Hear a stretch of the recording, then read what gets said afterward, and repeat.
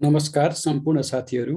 म आज तपाईहरुका लागि वनरक्षकको पाठ्यक्रममा भएको खण्ड 2 वन क्षेत्रको संरक्षण गर्दा ध्यान दिनुपर्ने कुराहरूका बारेमा यस भिडियोमा तपाईहरुका लागि लिएर आएको छु र यस भिडियोलाई सुरुदेखि अन्तिमसम्म हेरेर यसका बारेमा कमेन्ट, लाइक र शेयर गरिदिनु होला र साथै मेरो युट्युब च्यानल बीपी ढकाललाई सब्स्क्राइब गरिदिनु हुन म अनुरोध गर्दछु र यो भिडियोले तपाईहरुको परीक्षाको लागि यो वन संरक्षण गर्दाखेरि के कुरामा ध्यान दिनुपर्छ, कसरी चाहिँ हामीले वन संरक्षण गर्नुपर्छ भन्ने कुराहरूको ज्ञान भई तपाईहरुको परीक्षालाई चाहिँ पूर्ण रूपमा सहयोगी हुनेछ भन्ने मैले आशा लिएको छु।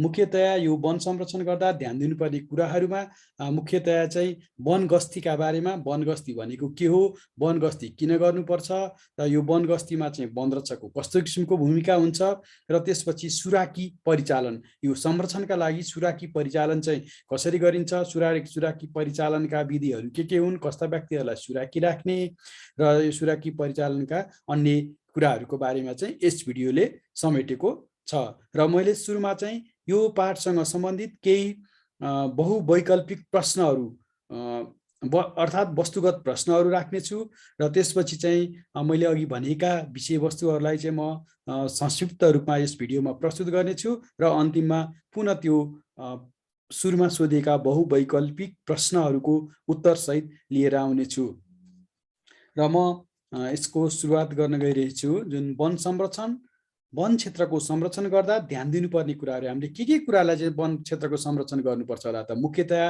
हाम्रो काम, वन कर्मीहरूको काम, एउटा महत्त्वपूर्ण काम के हो त भन्दाखेरि वनको संरक्षण गर्नुपर्ने। वनको संरक्षण भन्दाखेरि के कुराहरू बुझिन्छ त भन्दाखेरि वनलाई चाहिँ अधिकरण हुनुबाट जोगाउने, चोरी सिकारी वन्यजन्तुको चोरी सिकारीहरूबाट बचाउने, त्यस्तै वन पैदावारहरूको अवैध सङ्कलन तथा त्यो निकासी ओसार पसारलाई चाहिँ नियन्त्रण गर्ने कामहरू पर्दछन् र यो अन्तर्गत केही प्रश्नहरू मैले लिएर आएको छु जुन यस प्रकार छ। प्रश्न नम्बर 1 मा चाहिँ के भनिएको छ भन्दा वन गस्ती भन्नाले के बुझिन्छ? अब यो गस्ती भनेको के हो त? यो संरक्षणको एउटा मुख्य काममा पर्दछ।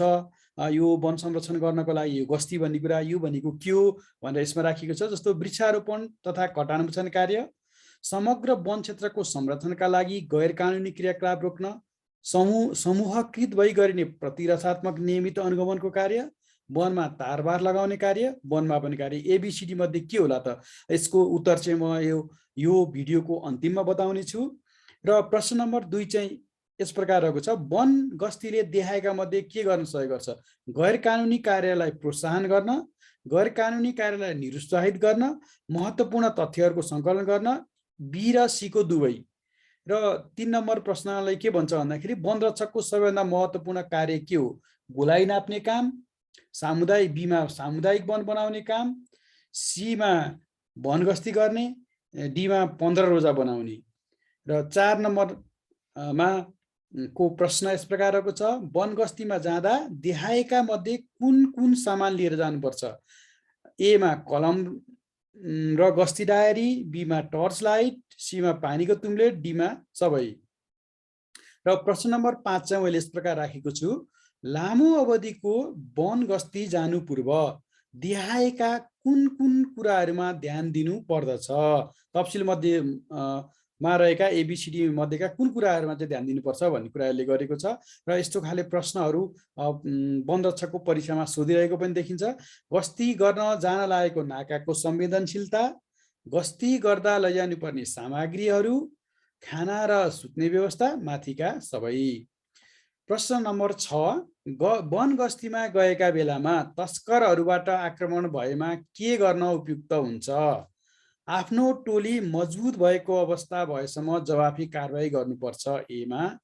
बीमा टोली असुरक्षित महसुस भएमा सुरक्षित स्थानमा गई माथिल्लो निकायमा जानकारी गराउने, सी परिस्थितिको विश्लेषण गरी ए र बी दुवै, यो परिस्थितिलाई विश्लेषण गरेर हामीले ए र बी को दुवैलाई छनौट गर्नु पर्दछ भन्ने कुरा। र डीमा चाहिँ माथिको मध्ये कुनै पनि होइन। र अब प्रश्न नम्बर 7 चाहिँ यस प्रकार रहेको छ, गस्तीको क्रममा वन क्षेत्रमा कोही कसैले अवैध रूपमा रुख काटिरहेको छ भने के गर्नुपर्छ? गाउँलेलाई डाकी तुरुन्त सरजमिन गर्नुपर्छ, बी रुख काट्ने मानिसलाई नियन्त्रणमा लिने प्रयास गर्नुपर्छ, सी कटान भएको रुखलाई सुरक्षित राख्ने व्यवस्था गर्नुपर्छ, डी बी र सी को दुवै। र प्रश्न नम्बर 8 चाहिँ गस्ती टोलीमा कम्तीमा कतिजना सदस्य हुनुपर्छ? गस्ती जाँदाखेरि चाहिँ त्यो टोलीमा कतिजना सदस्य हुनुपर्छ भन्ने कुरा यो प्रश्नले सोधेको छ। र यसको सम्भावित उत्तरहरूमा एमा 1 जना, बीमा 5 जना, सीमा 10 जना र डीमा 2 जना। यसका उत्तरहरू के हुन सक्छन्? तपाईहरु यो भिडियो सुन्ने क्रममा यसलाई चाहिँ आफ्ना उत्तरहरू अहिले छनौट गर्नुस्। सबै प्रश्नहरूको 1 देखि 8 सम्मको र अन्तिममा फेरि आफैले त्यो प्रश्नहरूको उत्तर के हुँदो रहेछ त आफै चेक जाँच गर्नुस् र फेरि मैले चाहिँ अन्तिममा बताउने छु। यसरी 1 2 3 4 को यो भयो र 5 देखि 8 सम्मको यो भयो। र यसपछि म हाम्रो वन क्षेत्रलाई संरक्षण गर्दा ध्यान दिनुपर्ने कुराहरूको बारेमा सुरु गर्न गइरहेको छु। यो वन गस्ती। अब यो वन गस्ती भनेको के होला त भन्ने कुरा। वन भनेको त हामीले बुझ्छौँ, वन भनेको वन हो जो चाहिँ रुख बिरुवाले ढाकिएको क्षेत्र हुन्छ। हाम्रो वन ऐन 2076 ले पनि रुख वा पूर्ण रूपमा वा आंशिक रूपमा रुख वा बुट्यानले ढाकिएको क्षेत्रलाई चाहिँ वन भनेको छ। अब गस्ती भनेको चाहिँ के हो त? गस्ती भनेको के हो भन्दाखेरि कुनै पनि घुम्ने काम होला अथवा केही होला। यहाँ चित्रमा पनि देखिन्छ, हेर्नुस् है। यहाँ के छ त भन्दाखेरि विभिन्न किसिमले विभिन्न तरिकाले चाहिँ गस्ती गरिरहेका यहाँ विभिन्न किसिमका चित्रहरू छन्। यहाँ चाहिँ गाडीमा बसेर हाम्रो नेपाल आर्मीले गस्ती गरिरहेको छ, जुन चाहिँ एक हुल चित्तलहरू उहाँहरूले देख्नुभएको छ। त्यस्तै यहाँ चाहिँ हिँडेर गस्ती गरिरहेको देखिन्छ आर्मीले। यहाँ चाहिँ बाइकद्वारा गरिएको छ। यहाँ चाहिँ समुदायमा चोरी सिकारी नियन्त्रण एउटा टोलीले गस्ती जङ्गलमा फोटो खिचाएको। यहाँ चाहिँ एउटा सामुदायिकले यहाँ चाहिँ हात्ती चढेर पनि गस्ती गरिरहेको छ। यसरी अब यो गस्ती भनेको के होला त भन्दा साधारणतया सुरक्षाको लागि अपनाइने घुमघाम भनेको सुरक्षा। के को सुरक्षा भन्दा हामीले गर्ने गस्ती भनेको वन गस्ती हो। वनको सुरक्षाको लागि अपनाइने घुमघाम के साधारण रूपमा भन्दाखेरि घुम्ने। यो वन भयो भने यो वनको वरिपरि हामीले घुम्ने।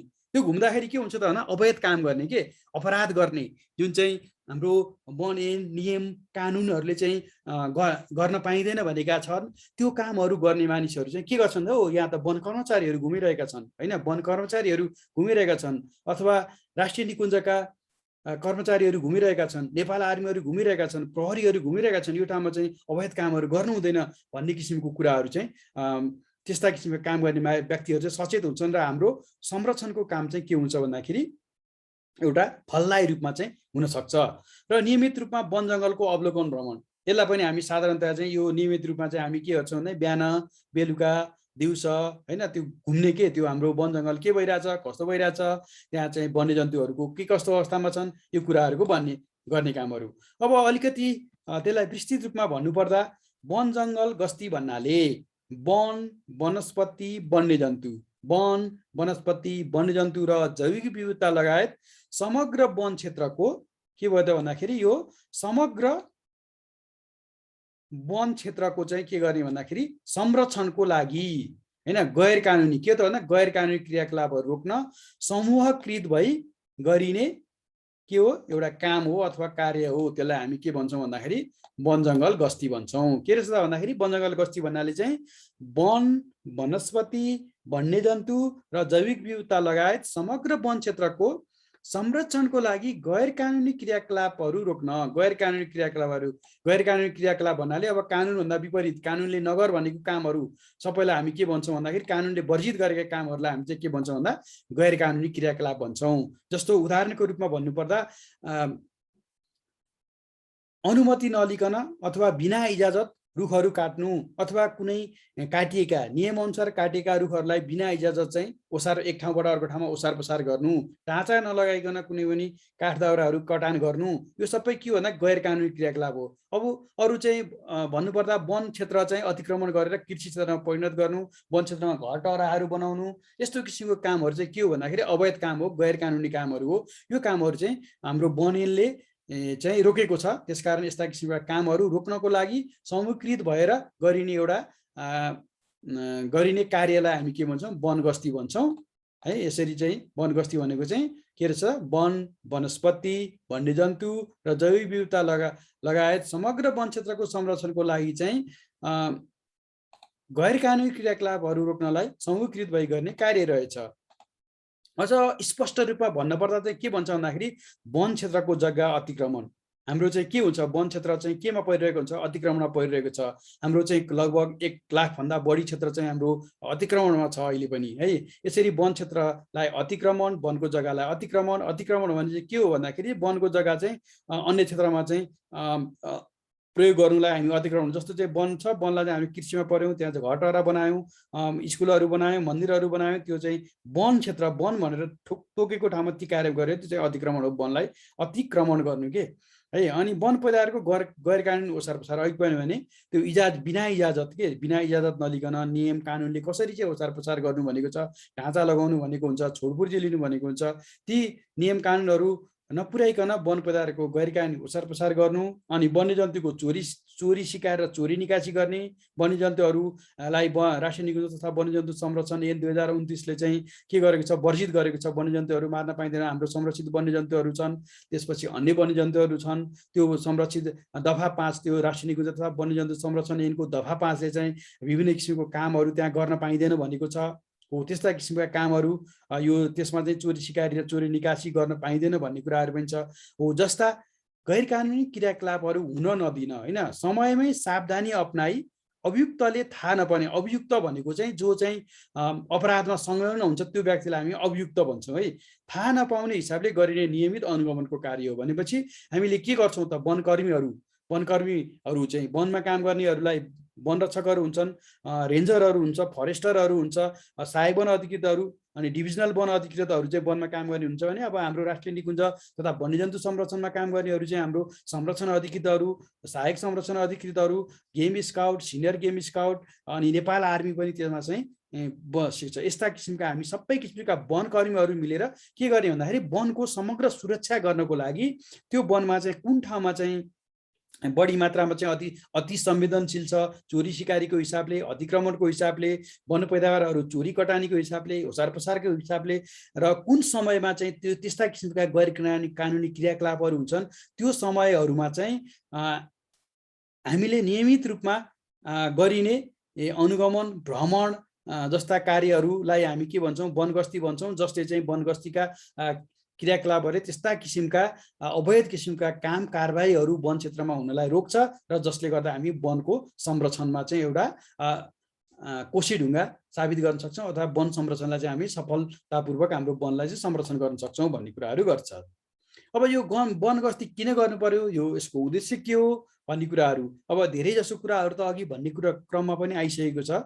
जस्तो यहाँ एउटा यो उदाहरणको रूपमा के दिएको छ भन्दाखेरि एउटा मैले चाहिँ यहाँ यो एउटा आर्थिक वर्षमा चाहिँ संरक्षित क्षेत्रमा दर्ता भएका मुद्दाहरूको सङ्ख्या यहाँ देखाएँ कि जस्तो चाहिँ के छ भन्दाखेरि पर्सा राष्ट्रिय निकुञ्जमा त्यो वर्षमा 10वटा मुद्दाहरू भए, चितवनमा 23वटा भए, बाँकेमा चाहिँ 3वटा भए, बर्दियामा चाहिँ 28वटा भए, शुक्लाफाटामा 10वटा, मकालुबरणमा 3वटा, लामटाङमा 3वटा, शिवपुरी नागार्जुनमा 8वटा, कोशीटापुमा 4वटा र अन्नपूर्ण क्षेत्रमा 15वटा। यसरी हाम्रो संरक्षित क्षेत्रमा समेत यस्ता किसिमका गैर कानुनी क्रियाकलापहरू चाहिँ यसरी भएर सबैभन्दा बढी बर्दियामा रहेछ। यस्ता किसिमका मुद्दाहरू चाहिँ प्रत्येक वर्ष आउँछन्, प्रत्येक वर्ष चाहिँ यो गैर कानुनी क्रियाकलापहरू भइरहेको छ के। यसरी यी हुने गैर कानुनी क्रियाकलापहरूको कारणले गर्दाखेरि यो मुद्दाहरू दर्ता भएका हुन्। त्यस कारणले गर्दा हामीले कस्तो किसिमको गैर कानुनी क्रियाकलापहरू हुन्छ यहाँ हेर्नुहोस्, यहाँ चाहिँ के छ भन्दाखेरि जङ्गलमा अवैध रूपमा चाहिँ काठ काटेर छोडिएको छ। यो यतातिरको उसमा चाहिँ के गरिएको छ भन्दाखेरि अवैध रूपमा चाहिँ वनको जग्गा कब्जा गरेर यहाँ घरहरू बनाइएको छ। यो चाहिँ यसलाई चाहिँ हामी अतिक्रमण भन्छौँ। यहाँ चाहिँ अवैध रूपमा चाहिँ यसरी के गरेको छ भन्दाखेरि रुख काटिएको छ। यो अवैध हो भन्ने कुरा कसरी थाहा हुन्छ भन्दा यो एक त यो चाहिँ अलिकति यसो हेर्दाखेरि काट्ने उमेरको रुख पनि छैन। अर्को कुरो यो कुनै पनि वैध रूपमा काटिएको रुखमा चाहिँ यो रुखको एउटा भागमा र अर्को यो रुखको यहाँ तल चाहिँ के हुनुपर्छ भन्दाखेरि हामीले चाहिँ छपान गरिएको हुन्छ। यो छपानको निशाना अथवा ऊ छैन, टाँचा लगाइन्छ, त्यो कुरा देखिँदैन। अब यहाँ चाहिँ हाम्रो पन्छीहरू चाहिँ के गरेको छ, अवैध रूपमा मारिएको छ। त्यस्तै यहाँ अवैध रूपमा छालाको व्यापार गर्नेहरूलाई चाहिँ के गरेको छ भन्दाखेरि समाएर यसरी चाहिँ राखिएको छ। यस्तो किसिमको क्रियाकलापहरू चाहिँ यो हाम्रो वनमा चाहिँ यस्ता किसिमका अवैध किसिमका क्रियाकलापहरू चाहिँ सञ्चालन भइरहेको पाइन्छ। जुन यो माथि देखाइएको एउटा मुद्दाको यो ग्राफले पनि देखिन्छ। यस्ता किसिमका क्रियाकलापहरू चाहिँ हाम्रो वनमा भइरहेका छन्। यस्ता किसिमका क्रियाकलापहरू रोक्नको लागि अब यो यता देखाइएको दाउरा सङ्कलन गर्ने कामहरू हो। तर यस्ता कामहरूले पनि के हुन्छ भन्दाखेरि यो अति आवश्यक हो। यो पनि कस्तो हुन्छ भन्दाखेरि यो जङ्गल र त्यसको अवस्था र त्यसलाई दिगोपना नदिकन गर्ने हो भने चाहिँ हाम्रो वन जङ्गलको अवस्था चाहिँ खस्किँदै जान सक्छ के। त्यो भएर चाहिँ यस्ता किसिमका गैर कानुनी क्रियाकलापहरूलाई चाहिँ रोकेर यी बुद्धा आउने क्रमहरूलाई चाहिँ कम गर्नु चाहिँ यो वन गस्तीको उद्देश्य हुन्छ के।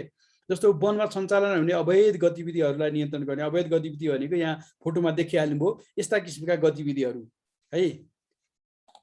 अनि चोरी सिकारी नियन्त्रण गर्ने। यो चोरी सिकारी नियन्त्रण, चोरी सिकारीबाट वन्यजन्तुहरूको वन्यजन्तुहरूको सङ्ख्यामा चाहिँ घट्ने क्रम हुन्छ। त्यसरी वन्यजन्तुहरू विनाश हुन सक्छन्। त्यो कारणले गर्दा चोरी सिकारी नियन्त्रण गर्ने। अनि वन अतिक्रमण नियन्त्रण वा निर्मूल गर्ने। यसरी यस्तो किसिमले यो वनको जग्गा चाहिँ हडप्ने घर बनाउने यस्ता किसिमको क्रियाकलापहरूलाई चाहिँ निर्मूल गर्नु वा नियन्त्रण गर्नु हो भने। अब कहिलेकाहीँ के हुन्छ भन्दाखेरि यस्तो वन्यजन्तुको अपराधमा अथवा यो अवैध रुखहरू कटानीमा यस्ता किसिमका र यो अर्को चाहिँ के हुन्छ भन्दाखेरि अवैध रूपमा अथवा अतिक्रमण वन क्षेत्र अतिक्रमण गरेका व्यक्तिहरू चाहिँ लाई समाउन सकेको हुँदैन। ती व्यक्तिहरू फरार भएका हुन्छन् हैन। त्यस्तो अवस्थामा ती व्यक्तिहरू कुन ठाउँमा आउँछन्, कस्तो ठाउँमा हिँडिरहेका हुन्छन्, त्यो कुराहरूको चाहिँ गोप्य रूपमा चाहिँ बुझेर ती व्यक्तिहरू आउन सक्ने जान सक्ने ठाउँहरूमा चाहिँ तिनीहरूलाई पक्राउ गर्नको लागि पनि गर्ने गरिन्छ के। यो अर्को चाहिँ यो अवैध रूपमा चाहिँ यस्तो वन पैदावारहरू ओसार पसार नियन्त्रण गर्नलाई वन क्षेत्रमा वनका मान्छेहरू गस्ती गरिरहेका छन्, हिँडिरहेका छन् भन्ने जस्तो कुराहरू भने त्यो क्षेत्रबाट चाहिँ मानिसहरूले त्यहाँ चाहिँ अवैध किसिमको कारोबारहरू बन्द हुन्छ। अब यो दसैँ तिहार जस्तो पर्वहरूको बेलामा चाहिँ विशेष त यो वन कार्यालयहरूले पनि यो वन गस्ती जस्ता कुराहरूलाई चाहिँ बढाउनु पर्ने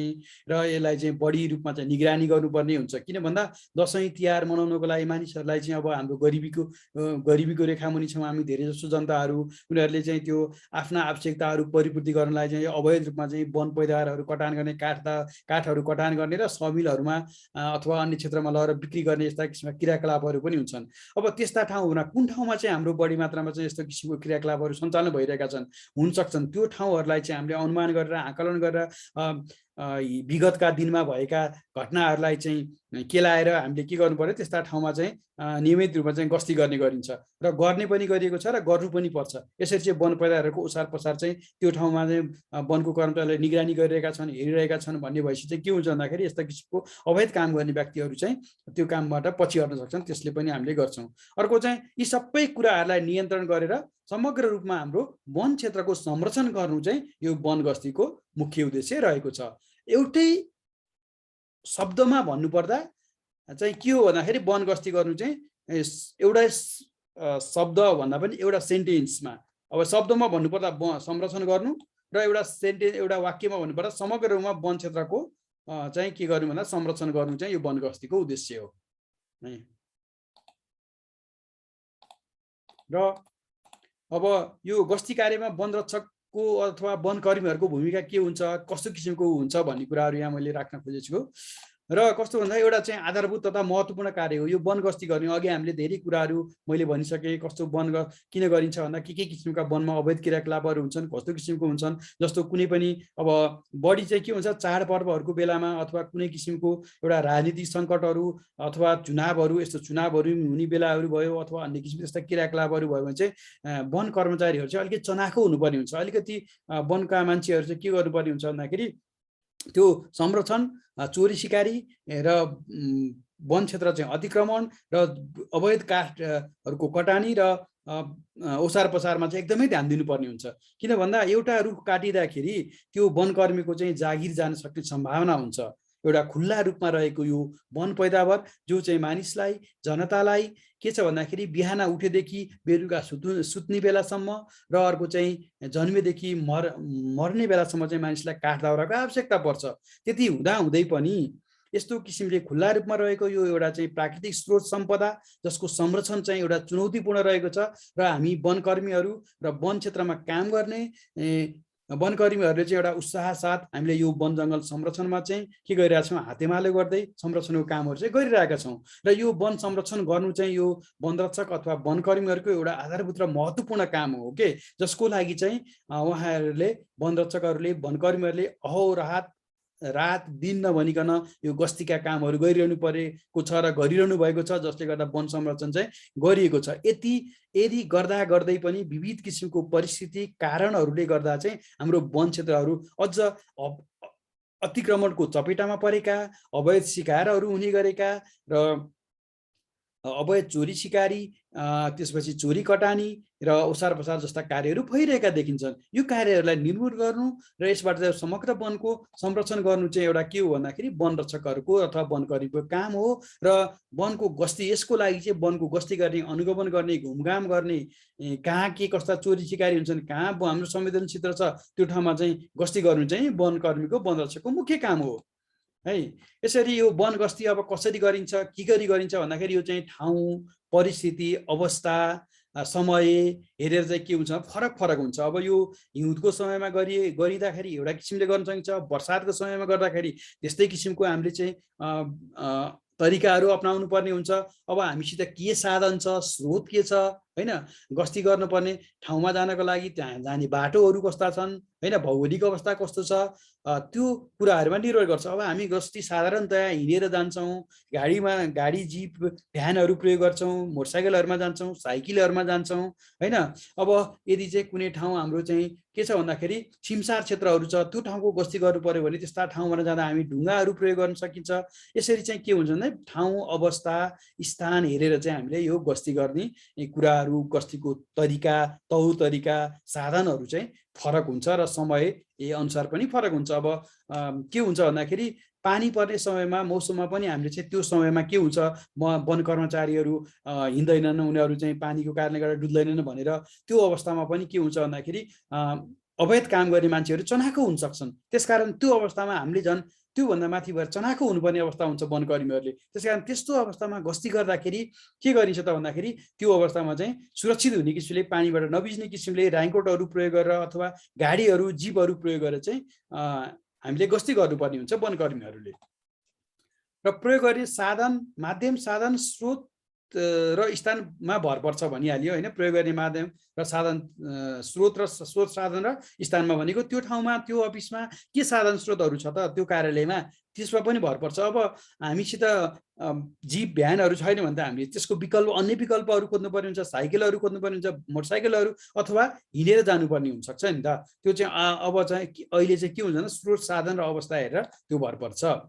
अब गस्तीमा संलग्न हुने वन रक्षकको सङ्ख्या हैन, तथा एउटा गस्ती कति लामो अवधिसम्म गर्ने भन्ने कुरा विविध कारणले फरक हुन्छ। त्यो भनेको के कुराहरू हुन्छ त, कतिजना त्यो गस्तीमा जाने हैन, कति समयको लागि जाने, कसरी जाने, के गरी जाने भन्ने चाहिँ अब हामी के कामको लागि, कस्तो किसिमको क्रियाकलापको लागि गस्ती गइरहेका छौँ, कस्तो ठाउँमा गइरहेका छौँ हैन, कतिको संवेदनशील छ त्यो ठाउँ अपराधिक हिसाबले, त्यो कुरालाई विचार गर्नुपर्ने हुन्छ के। जस्तो कति ठाउँहरूमा चाहिँ वनकर्मीहरूसित गोली चलेको पाइन्छ। जस्तो रौतहटमा केही समय अगाडि चाहिँ वनकर्मी र त्यो अवैध काम गर्ने व्यक्तिहरूको बिचमा, चोरी कटानी गर्ने व्यक्तिहरूको बिचमा गोली नै चलेको र वनकर्मीहरू घाइते भएको उदाहरणहरू पनि छन् हैन। र कति ठाउँमा वन रक्षकहरूलाई, वनका साथी वनकर्मीहरूलाई गाउँलेहरूले अथवा अवैध काम गर्ने व्यक्तिहरूले मारेका घटनाहरू पनि छन्। त्यसकारण यी कुराहरू हुँदा, यी कुरा यस्ता किसिमका घटनाहरू समेत हुन सक्ने हुँदा वनकर्मीहरूले, गस्तीमा जाने व्यक्तिहरूले ती कुराहरूमा चनाखो हुनुपर्छ, ती कुराहरूलाई पनि ध्यान दिनुपर्ने हुन्छ। यसरी चाहिँ त्यो कतिजना हुने, कसरी जाने, के भन्ने कुरा चाहिँ विविध किसिमको स्थान, कस्तो ठाउँमा गइरहेछौँ, कतिको संवेदनशील छ, कस्तो कुराहरू को कामको लागि गस्ती गइरहेछ, कति दिनसम्म जानेछ, ती कुराहरूमा चाहिँ फरक र ती कुराहरूले गर्छ। यी कारणहरू मध्ये चाहिँ गस्ती गर्ने क्षेत्रमा चोरी निकासीको प्रकृति, अघि मैले भनिहालेँ, मात्रा कतिको मात्रामा हुन्छ, वन अतिक्रमणको प्रकृति कस्तो छ, मात्रा कस्तो छ, गस्तीको बेलाको समय कस्तो छ, आदि प्रमुख कारणहरूमा चाहिँ यो भर पर्छ भन्ने कुरा गरेको छ है।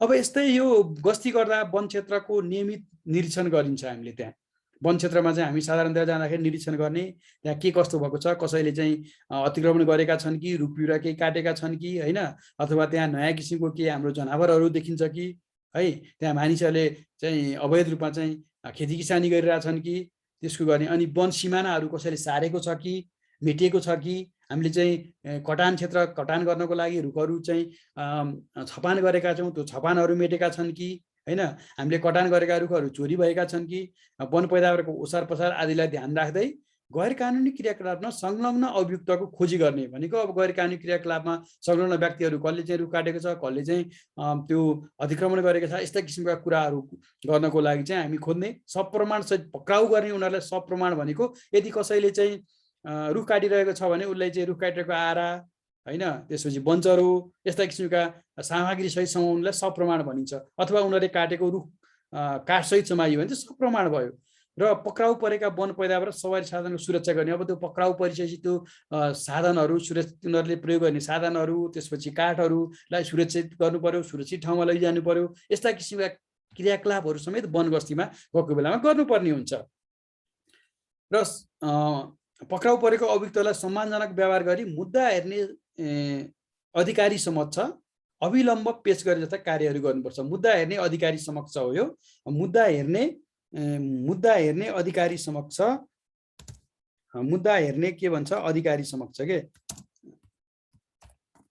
मुद्दा हेर्ने अधिकारी समक्ष चाहिँ के गर्नुपर्छ भन्दा अविलम्ब पेश गर्नुपर्ने हुन्छ। अब यो मुद्दा हेर्ने अधिकारी को हो भन्ने कुरा चाहिँ हाम्रो ऐन नियम र कानुनले तोकेका छन्। त्यो कुराहरू कानुनी कुराहरूमा आउँछन् हैन। यसरी मुद्दा हेर्ने अधिकारी चाहिँ एउटा जिल्ला अदालतमा जिल्ला न्यायाधीश हुन्छ भने अर्को चाहिँ डिभिजनल वन अधिकृत हुन्छ भनेको छ। त्यो डिभिजनल वन अधिकृत चाहिँ सङ्घीय सरकारले पठाएको चाहिँ डिभिजनल वन अधिकृत सङ्घीय नेपाल सरकारले तोकेको डिभिजनल वन अधिकृत हुनेछ भनेर हाम्रो वन ऐन 2076 लेखेको छ। र ती चाहिँ मुद्दा हेर्ने अधिकारीसम्म चाहिँ 24 घण्टाभित्र हामीले त्यो अभियुक्तहरू पक्राउ भएमा चाहिँ पेश गर्नुपर्ने हुन्छ। र यसरी पेश गर्दाखेरि उनीहरूलाई सम्मानजनक व्यवहार, मानवीय क्रियाकलाप, तिनीहरूलाई पिट्ने तथा अन्य किसिमको अमानवीय व्यवहार नगरिकन एउटा चाहिँ राम्रो किसिमको मानवीय व्यवहार गर्दै बाटोको म्याद बाहेक 24 घण्टाभित्र चाहिँ हामीले मुद्दा हेर्ने अधिकारी समक्ष पेश गर्नुपर्ने हुन्छ। यस्ता किसिमका कार्यहरू चाहिँ गर्नुपर्ने चाहिँ मुख्य रूपमा चाहिँ यो वनरक्षक अथवा वनकर्मी वा वनरक्षक वा वनकर्मीहरूको चाहिँ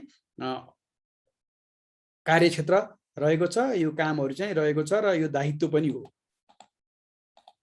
अब गस्ती गर्दा के कुरामा ध्यान दिनुपर्छ त भन्ने कुराहरू, के कुराहरू गर्दाखेरि, त्यो गस्ती गर्दाखेरि चाहिँ हाम्रो त्यो गस्तीहरू चाहिँ एउटा चाहिँ के हुन्छ भन्दाखेरि एकदमै उपयोगी अथवा सफलता हुन्छ भन्ने कुराहरू हो। र गस्ती गर्दाखेरि चाहिँ अघि पनि धेरै कुराहरू आइसके। यो गस्ती चाहिँ एउटा समूहीकृत रूपमा गर्ने कार्य हो।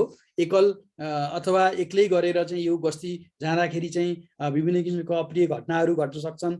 अघि मैले भने थुप्रै 2-4 उदाहरणहरू दिए, जस्तो चाहिँ गस्तीमा गएका बेलामा वनकर्मीहरूमाथि घटना के आक्रमण भएका हैन, त्यसरी चाहिँ वनकर्मीहरू घाइते भएका, मृत्यु भएका उदाहरण। त्यसकारण यो कुरा गर्दाखेरि चाहिँ हामीले एउटा योजनाबद्ध ढङ्गले गरिएन भने चाहिँ हाम्रो त्यो गस्तीको उद्देश्यहरू हामीले प्राप्त गर्न सक्दैनौँ। त्यसैले अब वन गस्ती गर्दा चाहिँ समूह निर्माण चाहिँ एउटा सबैभन्दा ठुलो कुरो हो, जसले गर्दाखेरि चाहिँ त्यो अब समूह निर्माण गर्दाखेरि कस्तो किसिमको व्यक्तिहरू जाने, अब हाम्रो जनशक्तिहरू कति छ त्यो कुराहरूमा पनि भर पर्छ। अब कम्तीमा एकजना मान्छे चाहिँ कार्यालय कुर्नलाई राखेर अन्य व्यक्तिहरू गस्तीमा जानुपर्ने हुनसक्छ।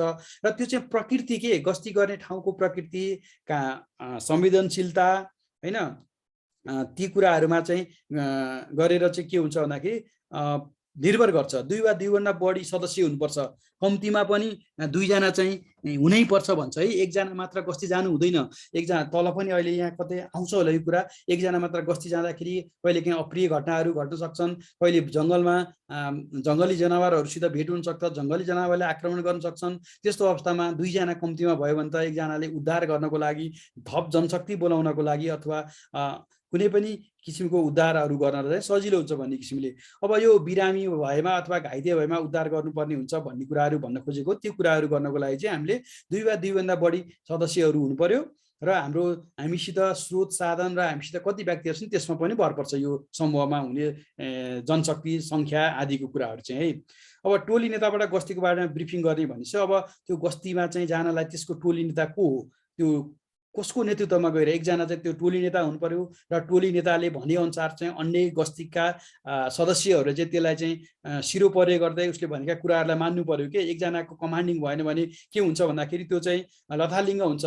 एकतिर जानुपर्ने, एकजना चाहिँ पूर्व जाला, एकजना पश्चिम जाला, एकजना दक्षिण जाला, अनि हाम्रो गस्तीको चाहिँ के हुन्छ, क्रम चाहिँ के हुन्छ, क्रमभङ्गता हुन्छ। क्रमभङ्गता भएपछि हामीले गस्तीले सुरक्षाको लागि हामीले अपनाएका हामी चाहिँ के कामलाई गएका छौँ त्यो कार्य चाहिँ सफल नहुन सक्छ। त्यसकारण त्यो टोली नेता को हो, त्यो टोली नेताले चाहिँ हामी कसरी के गर्दैछौँ, कसरी जाँदैछौँ, हामीले सकेसम्म चाहिँ गस्ती गर्दाखेरि चाहिँ के हुन्छ भन्दाखेरि त्यो सकेसम्म कहाँ गइरहेका छौँ भन्ने कुरा चाहिँ सबै सदस्यहरूलाई सुरुमै बताउनु हुँदैन, जसले गर्दाखेरि भोलि हाम्रो लिकेज हुने, हाम्रो चाहिँ त्यो के भन्छ भन्दाखेरि गस्ती जाने ठाउँहरूको बारेमा चाहिँ कहिलेकाहीँ के हुन सक्छ भन्दाखेरि अवैध काम गर्ने व्यक्तिहरू समक्ष चाहिँ त्यो कुराहरू पुगेर पहिला नै उनीहरू सतर्क भएको अवस्था हुनसक्छ।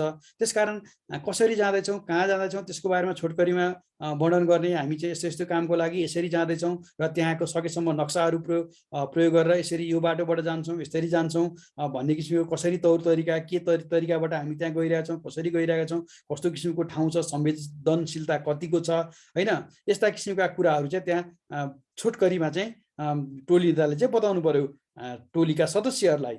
र अब गस्ती गर्ने समय र स्थान, हामी कहाँ गइरहेका छौँ, कसरी गइरहेका छौँ भन्ने कुराहरू, र प्राय चाहिँ यो सरकारी बिदाको समय, रातको समय, खेतीपातीमा व्यस्त नहुने समयमा चाहिँ र बर्सातको समयमा चाहिँ के हुन्छ भन्दाखेरि बढी किसिमका यस्ता अवैध क्रियाकलापहरू हुन्छन् र यस्ता किसिमका समयमा यस्तो बेलाहरूमा चाहिँ अलिकति गस्ती गर्ने क्रियाकलाप र गस्ती गर्ने समयलाई चाहिँ हाम्रो चाहिँ गस्तीको त्यो के भन्छ सङ्ख्यालाई यसलाई चाहिँ बढाउनु पर्ने हुन्छ। त्यो बेलामा चाहिँ चनाखो भएर गस्ती गर्नुपर्ने हुन्छ भन्ने खोजेको। अब गस्तीको रणनीति, अब यो चाहिँ अति गोप्य राख्नु पर्यो। हामीले कुन रणनीतिले कसरी गइरहेका छौँ भन्ने कुरा सबैजनालाई सेयर गर्नु भएन। कम 1-2 जना बाहेक अरूलाई चाहिँ हामी जाँदैछौँ ल स्ट्यान्ड बाई भनेर राख्नु पर्यो, लिएर हिँड्नु पर्यो। र थाहा नपाउने समयमा भने त्यो सकेसम्म अवैध क्रियाकलाप कुन बेला हुन्छ त्यो बेलामा उनीहरूलाई समाउने गरी, पक्रने गरी हामीले चाहिँ थाहा नदिकन चाहिँ गस्तीहरू गर्नुपर्ने हुन्छ। र बाटोहरू हामीले गस्ती गर्दाखेरि सधैँ एउटै बाटो जाने होइन। एउटै बाटो जाँदाखेरि के हुन्छ भन्दाखेरि तस्करहरू अथवा अवैध क्रियाकलाप गर्ने व्यक्तिहरू चाहिँ यो वनकर्मीहरू त यही बाटो हुन्छ भनेर उनीहरूले त्यो बाटो अर्को किसिमको गर्न सक्छ। त्यसकारण गस्ती गर्दाखेरि प्रत्येकचोटि प्रत्येक दिन हामीले फरक फरक ठाउँ, फरक फरक बाटाहरू प्रयोग गर्दै गस्ती गर्ने कामहरू चाहिँ गर्नुपर्छ। जसले गर्दाखेरि विभिन्न ठाउँको, विभिन्न स्थानको बारेमा हामीलाई ज्ञान हुने अथवा त्यो विभिन्न किसिमको अवस्थितिको बारेमा पनि ज्ञान हुनसक्छ एउटा जङ्गलको बारेमा। र अर्को चाहिँ त्यो चोरी सिकारी गर्ने, चोरी निकासी गर्ने व्यक्तिहरूलाई पनि हामीले चाहिँ के गर्छौँ, चकमा दिने अथवा उनीहरूलाई चाहिँ झुकाएर उनीहरूको समयमा उनीहरूलाई समाउन सकिन्छ भन्ने किसिमले चाहिँ यसरी चाहिँ बाटोहरू फेरेर गर्नुपर्ने हुन्छ। अब झाडी बुट्यानका कारण अपराधी लुकेर बस्ने भएकाले गस्ती गर्दा वनको किनारतिर मात्र नगरी वन मा रहेका भित्री बाटोको पनि प्रयोग गर्नुपर्छ भनेको। अब झाडीहरू यस्तोमा चाहिँ अब मान्छेहरू आयो, कहिलेकाहीँ गस्ती आइरहेको छ, अब उनीहरूले टाढैबाट थाहा पायो अथवा देख्यो केही भयो आदि भने उनीहरू लुकेर बसिरहेका हुन्छन्। त्यसकारण हामीले चाहिँ किनारबाट हिँड्नु मात्र गस्ती होइन कि, हामीले चाहिँ भित्री बाटोहरू पनि प्रयोग गर्छ, भित्रबाट पनि जानुपर्छ, जसले गर्दा अपराधीहरू लुकेर बसेका छन् भने समाउन सकिन्छ भन्ने कुरा गर्यो। अब वन क्षेत्र बाहिर पनि गस्ती गर्नुपर्छ भन्ने एउटा अर्को चाहिँ के छ भन्दाखेरि जस्तो अभियुक्तहरूले गैर कानुनी रूपमा कटान, सङ्कलन तथा उसार पसार गरेका वन पैदावार र आखेटो पहाडहरू लुकाई छिपाई राख्न सक्ने होइन। जस्तो कस्तो भन्ने खोजेको भन्दा अभियुक्तहरूले गैर कानुनी रूपमा रुखहरू कटान गरेका ठाउँहरू छ होइन, र त्यो काटिसकेपछि उनीहरूले चाहिँ त्योलाई लुकाएर राखेको अथवा उसार पसार गरेको ठाउँहरू हुनसक्छ होइन। आखेटो पहाडहरू, वन्यजन्तुको अङ्ग प्रत्यङ्गहरू लुकाई छिपाई राखेको ठाउँहरू, अभियुक्तहरू रहन सक्ने अथवा त्यो यस्ता अवैध काम क्रियाकलाप गर्ने मान्छेहरू कहाँ गएर बसेका हुन्छन्, कहाँ लुकेका हुनसक्छन्, त्यस्तो किसिमको ठाउँहरूमा पनि गस्ती गर्नुपर्छ। गाउँघरमा पनि हिँड्नुपर्छ के, गाउँघरमा ल्याएर लुकाउने ठाउँ भन्थ्यो गाउँघरहरू हो होइन, काठहरू, दाउराहरू त्यस्तो किसिमको हुन्छ। कहिलेकाहीँ के हुन्छ भन्दाखेरि हामीले एउटा म आफै काम गर्दाखेरि घटेको घटना चाहिँ, हामी बिहान मर्निङ वाकमा जाँदाखेरि चाहिँ एउटा ट्र्याक्टरमा चाहिँ के गरेछ भन्दाखेरि काठ लिएर आएर एकजनाको मान्छेको घरमा चाहिँ झारिरहेको देखियो के। अनि त्यो मान्छे चाहिँ एउटा लब्ध प्रतिष्ठित व्यक्ति थियो त्यो ठाउँको। अनि मैले चाहिँ के गरेँ, मैले आफैले गरेको कुरा त्यो चाहिँ हुन त त्यो बाइचान्स त्यो गस्ती थिएन, म बिहान मर्निङ वाकमा हिँडेको थिएँ बिहानै 5 बजेतिर। अनि त्यसपछिबाट के भयो भन्दाखेरि त्यसपछि चाहिँ त्यहाँ त्यो मैले चाहिँ ट्र्याक्टर नम्बर याद गरेँ। अनि पछि आएर मैले डिएफओ साहबलाई चाहिँ यसरी फलानु व्यक्तिको घरमा यति नम्बरको ट्र्याक्टरले काठ लिएर आइरहेको थियो सर, सरले एकचोटि कुरा गर्नु भने। अनि डिएफओ साहबले चाहिँ त्यहाँ उहाँलाई फोन गरेर भन्नुभयो कि तपाईँको घरमा यस्तो किसिमको काठ लिएर आएको थियो, यस्तो थियो, के हो भन्दाखेरि उहाँले डरले हो सर यसरी लिएर आइदियो, यस्तो किसिमको अब गऱ्यो भनेर यस्तो भयो कि। कहिलेकाहीँ त्यसरी यस्ता किसिमका क्रियाकलापहरू त्यो गाउँघरमा हिँड्दाखेरि त्यहाँ अवैध रूपमा राखेको काठ, दाउरा अथवा आखेटपारहरू पनि देख्न सकिन्छ के। त्यसकारण यो वन क्षेत्र बाहिर गाउँघरमा पनि गस्ती गर्नुपर्छ भनेको यो कुराहरूले गर्दा। अनि मानव अधिकार र स्थानीय सामाजिक संस्कारको ख्याल गर्नुपर्छ भनेको अब हामीले यसरी यो वन क्षेत्र बाहिर गाउँघरमा गर्दाखेरि चाहिँ त्यहाँ गाउँको रीतिरिवाज अथवा त्यहाँको मानव अधिकार त्यस्ता कुराहरूलाई ख्याल गर्नुपर्ने हुन्छ। त्यहाँ जाँदाखेरि संवेदनशील भएर चाहिँ काम गर्नुपर्छ। यसरी जथाभावी भएर जे पाए त्यही गर्दै जस्तो पाए त्यस्तो किसिमले चाहिँ गाउँघरमा जाने धम्काउने अथवा त्यस्तो किसिमको गर्नु भएन। आफूले आफ्नो किसिमको स्वच्छ रूपमा मुकुप्य रूपमा एकदमै चनाखो भएर र मानव अधिकार र सांस्कृतिक संस्कृति कुनै ठाउँको एउटा छुट्टै किसिमको संस्कार हुन्छ, प्रकृति हुन्छ, त्यसलाई ध्यान दिँदै गर्नुपर्ने हुन्छ। यसले भन्न खोजेको कुरा चाहिँ यो हो। अब अर्को यो गस्ती गर्ने कार्यहरू त्यसको निरन्तरता हो। यो गस्ती गर्ने कार्यहरू चाहिँ जस्तो गस्ती गर्दाखेरि के गर्ने, कस्तो किसिमको के कामहरू गर्ने भन्ने कुराहरू। जस्तो गस्ती जाने व्यक्तिहरूमा चाहिँ कम्तीमा पनि आफ्नोसित एउटा कलम डायरी हुनु पर्यो, जसले गर्दाखेरि चाहिँ त्यहाँ अब के कुराहरू देखियो, कस्तो कुराहरू चाहिँ हामीले त्यहाँ अवलोकन गऱ्यौँ त्यो कुराहरूलाई टिपोट गर्ने र पछि चाहिँ हामीले अफिसमा आएर हामीले यस्तो कुराहरू देख्यौँ, यस्तो यस्तो कुराहरू भएको रहेछ, यस्तो रहेछ भनेर त्यो चाहिँ रिपोर्टहरू प्रतिवेदनहरू दिन सकिन्छ। अनि त्यसपछिबाट आफ्नै जानकारीको लागि पनि त्यो एउटा राम्रो हुन्छ के त्यसरी गर्ने। अनि स्थान अनुसार गैर कानुनी क्रियाकलापहरू हैन, जस्तो कुन ठाउँमा कति गैर कानुनी क्रियाकलापहरू हुँदो रहेछ, कुन ठाउँमा चाहिँ बढी चोरी निकासी भएको छ, कुन ठाउँमा चाहिँ बढी रुखहरू काटिएको छ, कुन ठाउँमा वनहरू चाहिँ राम्रोसित हुर्किरहेको छ, कुन ठाउँमा चाहिँ आज जाँदाखेरि चाहिँ अलिकति चराहरूको मात्र बढी देखियो अथवा वन्यजन्तुहरू देखियो। त्यो कुराहरू टिपोट गर्दै गयो भने हामीले भविष्यका योजनाहरू बनाउन, भविष्यमा चाहिँ गस्ती कार्यहरूलाई चाहिँ सफलतापूर्वक सञ्चालन गर्न त्यसले सहयोग गर्छ। अनि अभियुक्तहरूको बारेमा जानकारी, जैविक विविधता जस्ता गस्तीमा फेला परेका विषयहरूको टिपोट अनिवार्य रूपले चाहिँ गर्नुपर्छ भन्ने कुराहरू चाहिँ यसले गरेको छ है। अब संयुक्त गस्तीहरू गर्नुपर्ने हुन्छ। जस्तो वनरक्षकहरू, अब यो तराई तथा भित्री मधेसको जिल्लाहरूमा चाहिँ हाम्रो सशस्त्र वनरक्षकहरू पनि हुनुहुन्छ। जो सशस्त्र वनरक्षकहरू जो चाहिँ हाम्रो के छ भन्दाखेरि वन तथा भू संरक्षण विभाग अन्तर्गत दरबन्दी रहेर काजमा चाहिँ हाम्रो डिभिजनल वन कार्यालयहरूमा काम गर्नुभएको हुन्छ। अब यदि हाम्रो चाहिँ महत्त्वपूर्ण क्षेत्रहरू जो कटानी क्षेत्रहरू छन्, संवेदनशील क्षेत्रहरू छन्, अतिक्रमण हुने क्षेत्रहरू छन्, जङ्गली जनावरहरूको चाहिँ अलिकति बढी चाहिँ मुभमेन्ट हुने के जङ्गली जनावरहरू बढी घुम्ने क्षेत्रहरू छन्, त्यस्ता ठाउँमा जाँदाखेरि चाहिँ त्यो जहाँ चाहिँ अवैध शिकार बढी मात्रामा हुन्छ त्यस्ता ठाउँहरूमा गस्ती जाँदाखेरि चाहिँ हामीले सशस्त्र वनरक्षकहरू लिएर जानुपर्छ। जो सशस्त्र वनरक्षकहरू जोसँग चाहिँ हतियारहरू हुन्छ हैन, त्यो सुरक्षाको लागि।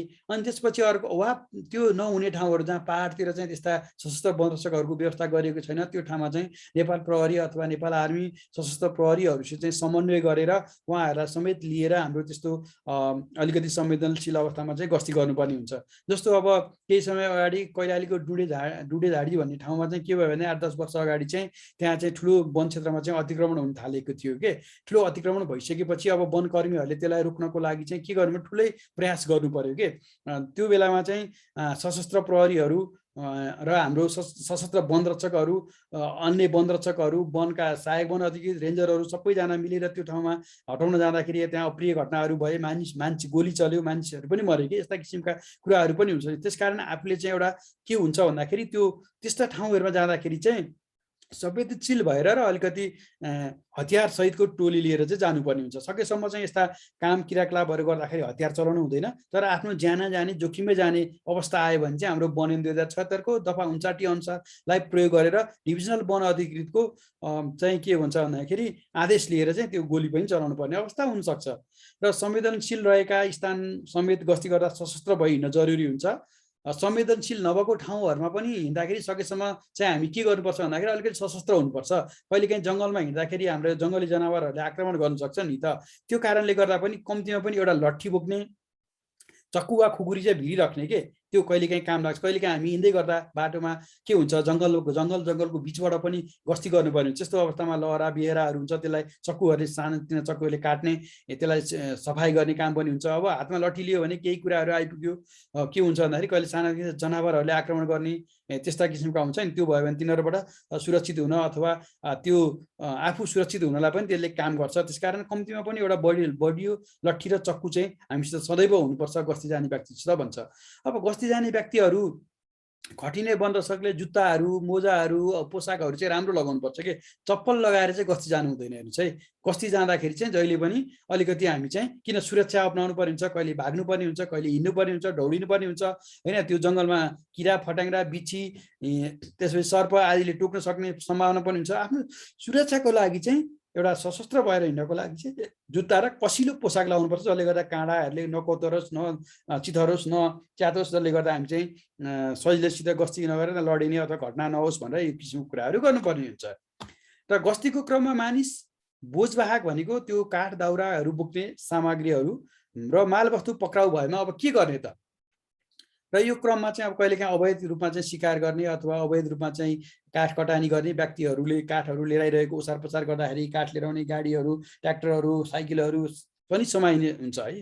त्यसको लागि चाहिँ अब ऐन नियमले के भनेको छ त्यो कुराहरू चाहिँ परिपालना गर्नुपर्ने हुन्छ पछि। तर सुरुमा चाहिँ अब हामीले के गर्नु पर्यो, तिनीहरूलाई समाइसकेपछि चाहिँ हामीले बरामदी मुजुल्काहरू बनाउनु पर्यो। बरामदी मुजुल्का भनेको चाहिँ कुन ठाउँमा कुन अवस्थामा समाइएको हो कि।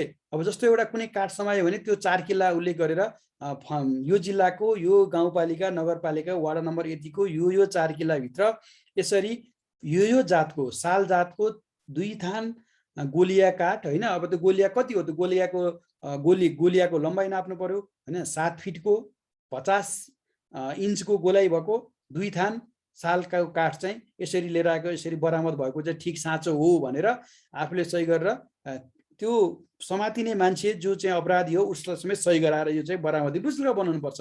अब घटनास्थल सुरक्षित राख्नु पर्यो। अब त्यहाँ चाहिँ भोलि घटनास्थललाई चाहिँ त्यो मान्छेहरूले हुल उज्जत गर्ने, त्यसपछि त्यसलाई चाहिँ त्यो प्रमाणहरू लुकाउने, दसी प्रमाणहरू हटाउने सम्भावना हुनसक्छ। त्यस कारण त्यसलाई सुरक्षित राख्नुपर्छ। अनि पक्राउ परेका व्यक्तिहरूलाई चाहिँ 24 घण्टाभित्र अघि पनि भने मुद्दा हेर्ने अधिकारी समक्ष पेश गर्नुपर्छ अब है। र वन अनि अर्को वन क्षेत्र गस्ती गर्दै जाँदा काबु बाहिरको परिस्थिति देखिएमा अब त्यहाँ चाहिँ अब हुल उज्जत भयो होइन। त्यसरी मान्छेहरू समाउँदाखेरि चाहिँ अन्य व्यक्तिहरू आएर चाहिँ आक्रमण गर्ने सम्भावना भयो। त्यस्तो हुल उज्जत गयो भने तत्काल आफ्नो टिम अब त्यो के छ त, कस्तो अवस्था छ त्यसलाई चाहिँ विश्लेषण गर्नु पर्यो कि हामीसित कतिजना मान्छे छन् गस्तीमा, हामीसित हतियार कस्तो छ, हामीले चाहिँ यदि मान्छेहरूले आक्रमण गर्यो भने हामीले त्यसलाई चाहिँ प्रतिकार गर्न सक्छ कि सक्दैनौँ, त्यसलाई चाहिँ हामीले के गर्नु आकलन गर्नु पर्यो पहिला। त्यो आकलन गरिसकेपछि यदि हामी त्यहाँ चाहिँ बस्नु चाहिँ एउटा उचित हुँदैन, हामी त्यहाँबाट चाहिँ भागेनौँ भने चाहिँ हाम्रो ज्यान नै जोखिममा जाने अवस्था छ भने त्यो अवस्थामा चाहिँ टिमलाई सुरक्षित स्थानमा राखी थप बलको लागि चाहिँ माथिल्लो निकायमा हामीले सम्पर्क गर्नुपर्छ।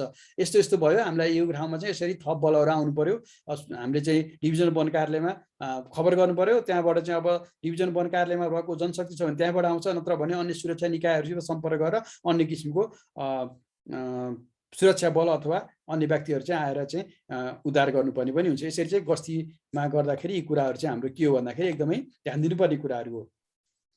अब अरू के छ भन्दाखेरि जस्तो गस्तीको समयमा अत्यावश्यक बन्दोबस्तीका सामानहरू, जस्तो हामी गस्ती जाँदाखेरि प्राथमिक उपचारका सामानहरू कहिलेकाहीँ साधारण चोटपटक लाग्न सक्छ, घाइते भइन सक्छ होइन, त्यस्ता किसिमका कुराहरू।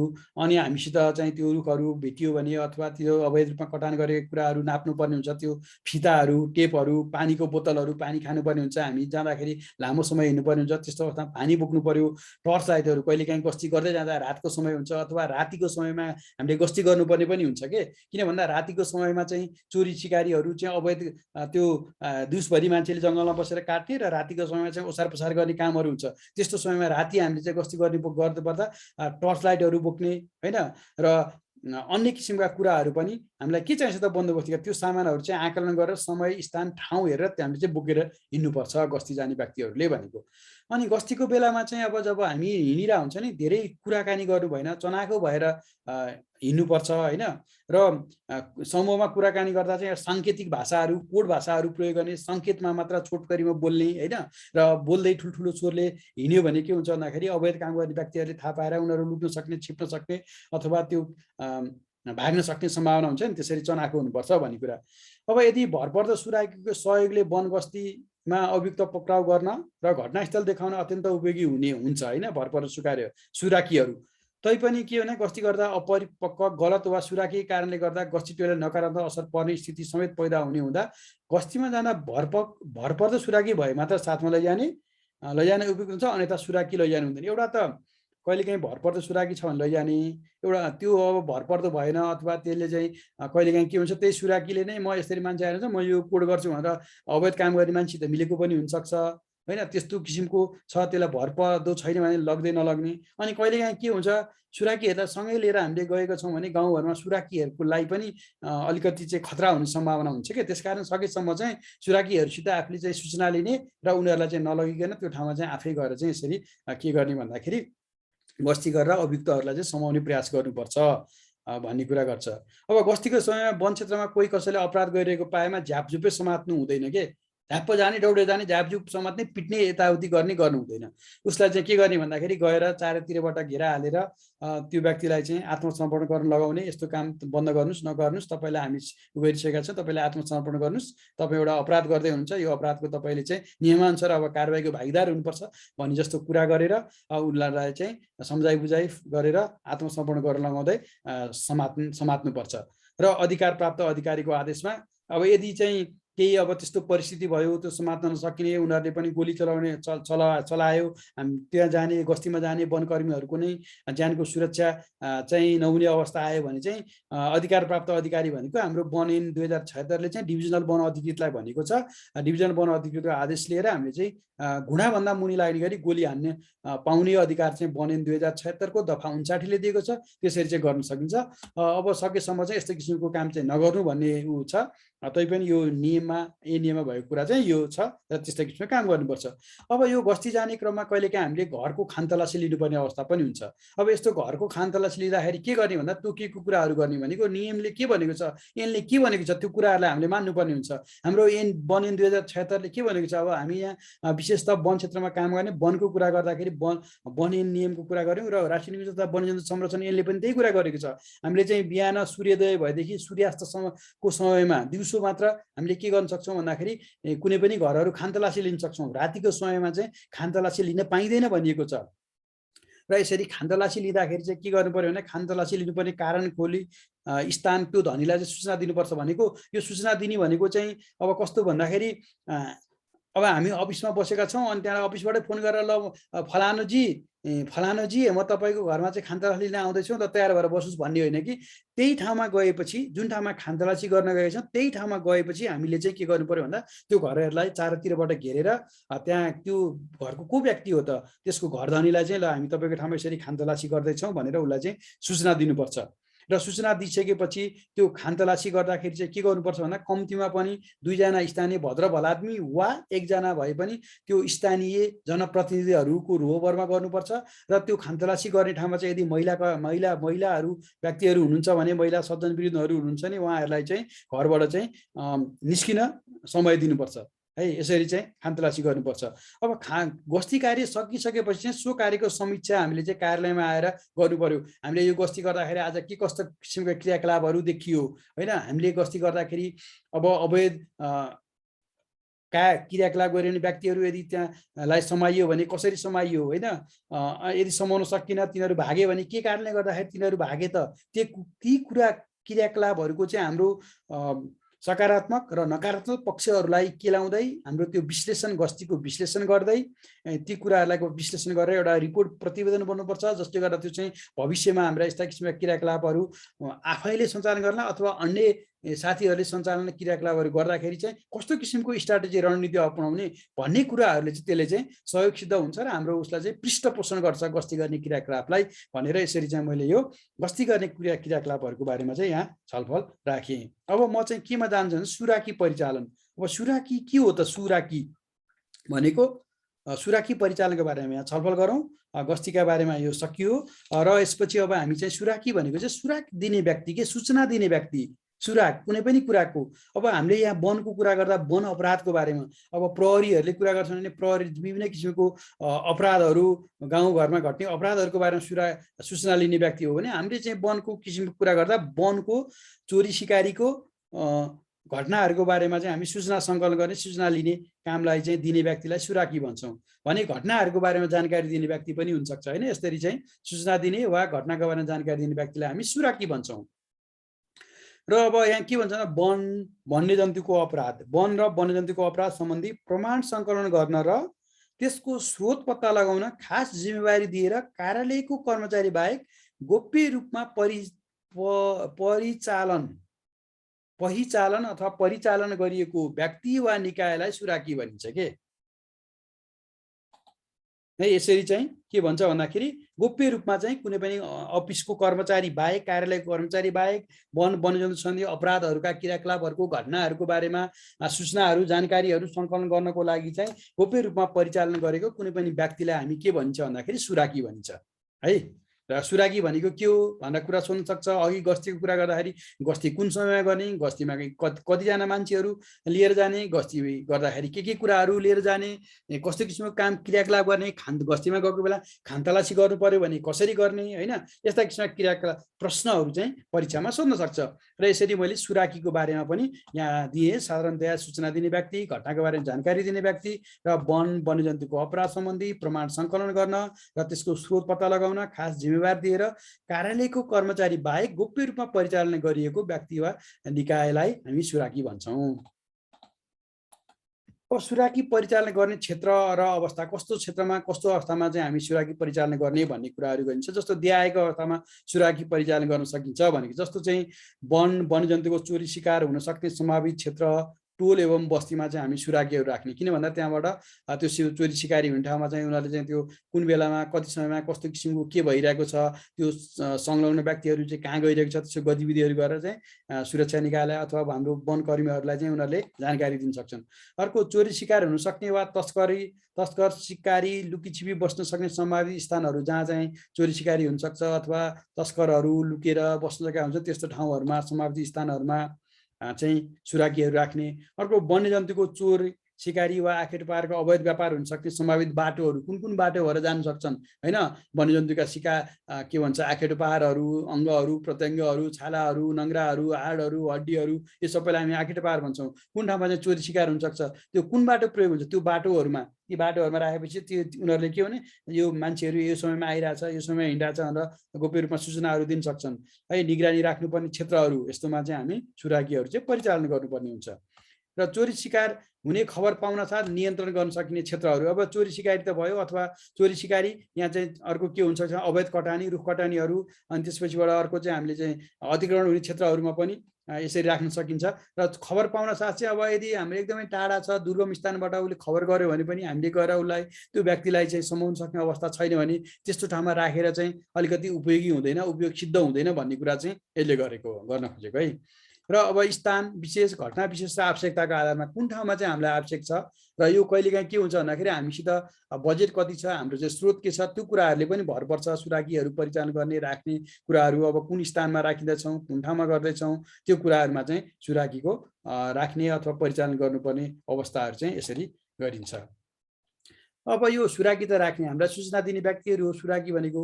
अब यदि चाहिँ एउटा सूचना दिने व्यक्ति भरपर्दो र राम्रो भयो भने त हाम्रो अवैध क्रियाकलापहरू अथवा मुख्य रूपमा चाहिँ हामीले यो सुराकीहरू परिचालन चाहिँ अब वनको यो रुख कटानी उसमा भन्दा पनि धेरै जसो हामी चाहिँ यो सुराकीहरू परिचालन हाम्रो यो अवैध रूपमा हुने चोरी शिकारीहरूको लागि गरिन्छ। र हाम्रो यो राष्ट्रिय निकुञ्ज तथा वन्यजन्तु संरक्षण विभागले चाहिँ यो शिकारी के भन्छ सुराकीहरू परिचालन गर्ने कार्यविधि नै बनाएको छ। यही कार्यविधिको आधारमा रहेर यी कुराहरूलाई चाहिँ मैले यहाँ प्रस्तुत गरेको छु। र यसरी यो के कुराहरू ध्यान दिनुपर्छ भन्दाखेरि यो त्यो जुन चाहिँ सुराकी बस्ने व्यक्ति अथवा सुराकी गर्ने व्यक्ति चाहिँ कस्तो हुनु पर्यो भन्दा संरक्षणप्रति चिन्तनशील भएर प्रजाति संरक्षणमा केही योगदान गरौँ भन्ने भावनाले काम गर्न खोजेको व्यक्तिलाई छनौट गर्नुपर्छ भनेको। त्यो व्यक्तिले चाहिँ यो संरक्षण भन्ने कुरा चाहिँ एउटा महत्त्वपूर्ण हो। यो प्रजाति संरक्षण, जैव विविधता संरक्षण होइन र ले चाहिँ हाम्रो जनजीवनलाई, हाम्रो एउटा जीवनलाई चाहिँ त्यसको प्रत्यक्ष सम्बन्ध हुन्छ। त्यसलाई हामीले संरक्षण गर्नुपर्छ। त्यसलाई संरक्षण नगरेको खण्डमा तिनीहरू विनाश भयो भने चाहिँ के हुन्छ भन्दा त्यसले हाम्रो जनजीवनलाई पनि असर गर्छ र भविष्यमा ती सन्तति भएन भने सन्ततिहरू देख्न पाउँदैन भनेर यसरी यो संवेदनशील संरक्षणप्रति संवेदनशील भएको व्यक्तिहरू, चिन्तनशील भएको व्यक्तिहरू भयो भने चाहिँ त्यो उनीहरूले सही किसिमको सूचना दिन्छ। सही किसिमले चाहिँ के गर्छ भन्दाखेरि सूचना प्रवाह गर्छ, जसले चाहिँ अवैध काम गर्ने व्यक्तिहरूसित मिल्दैन। वन संरक्षण र वन कर्मीहरूलाई चाहिँ उनीहरूले चाहिँ धोका दिँदैन भन्ने किसिमले पनि यस्तो किसिमको व्यक्ति छान्नुपर्छ भनिएको हो। अर्को आर्थिक लाभको लागि मात्र काम गर्न खोजेको व्यक्तिलाई भनेको अघि भने जस्तै संवेदनशील छैन, ऊ चाहिँ पैसा कमाउने हो। पैसा कमाउने भएपछि उसले के हुन्छ संवेदनशील भएर काम गर्दैन कि, उसले सही समयमा सूचना दिन सक्दैन, उसले चाहिँ गलत किसिमको सूचनाहरू प्रवाह गर्न सक्छ हैन। त्यस कारणले गर्दा यो आर्थिक लाभको लागि मात्र काम गर्ने मान्छेलाई चाहिँ गर्नु हुँदैन। आर्थिक लाभको लागि मात्र काम गर्ने मान्छे यदि राखिएको छ, यदि कतै गरी त्यो सुराकीहरूको बारेमा चाहिँ लिक भयो अथवा त्यसको बारेमा कतैबाट चाहिँ त्यो सूचनाहरू चाहिँ बाहिर आयो भने त्यो व्यक्तिहरूले चाहिँ के हुन्छ, आर्थिक लाभ त अब त्यो अवैध काम गर्ने मान्छेले बढिदिन्छ भनेर उनीहरूले चाहिँ सूचनाहरू चाहिँ अन्त लिक गर्न पनि सक्छ कि अन्त चुहावट गर्न पनि सक्छ। अब निकुञ्ज आरक्ष वन कार्यालयका कर्मचारीको व्यक्तिगत सम्पर्कका आधारमा प्रभावित भएकोलाई छनौट गर्नु हुँदैन भनेको अब यो आफ्ना व्यक्तिहरू आफ्ना मान्छेहरूलाई छनौट गर्नु हुँदैन। त्यो हुँदाखेरि चाहिँ अलिकति काममा विश्वसनीयता अथवा त्यो हुँदैन भन्ने कुराले यो व्यक्तिगत सम्पर्कको आधारमा चाहिँ गर्नु हुँदैन, किन भन्दा त्यो व्यक्तिले चाहिँ सही सूचना नदिन सक्छ भन्ने कुराले। अर्को सरकारी रणनीति सिक्न र सूचना चोरी गर्न आएकालाई छनौट गर्नु हुँदैन भनेको अब यो कुरा अलिकति बुझ्न त गाह्रै हुन्छ। तैपनि अब त्यो हामीले चाहिँ कोही व्यक्तिलाई राख्यौँ, केही समय राखिसकेपछि उनीहरूको क्रियाकलापहरूबाट हामीले यो कुराहरूलाई चाहिँ त्यो व्यक्तिहरू कस्तो रहेछ त, कस्तो किसिमको काम गरिरहेको छ भन्ने कुरा बुझ्न सकिन्छ के।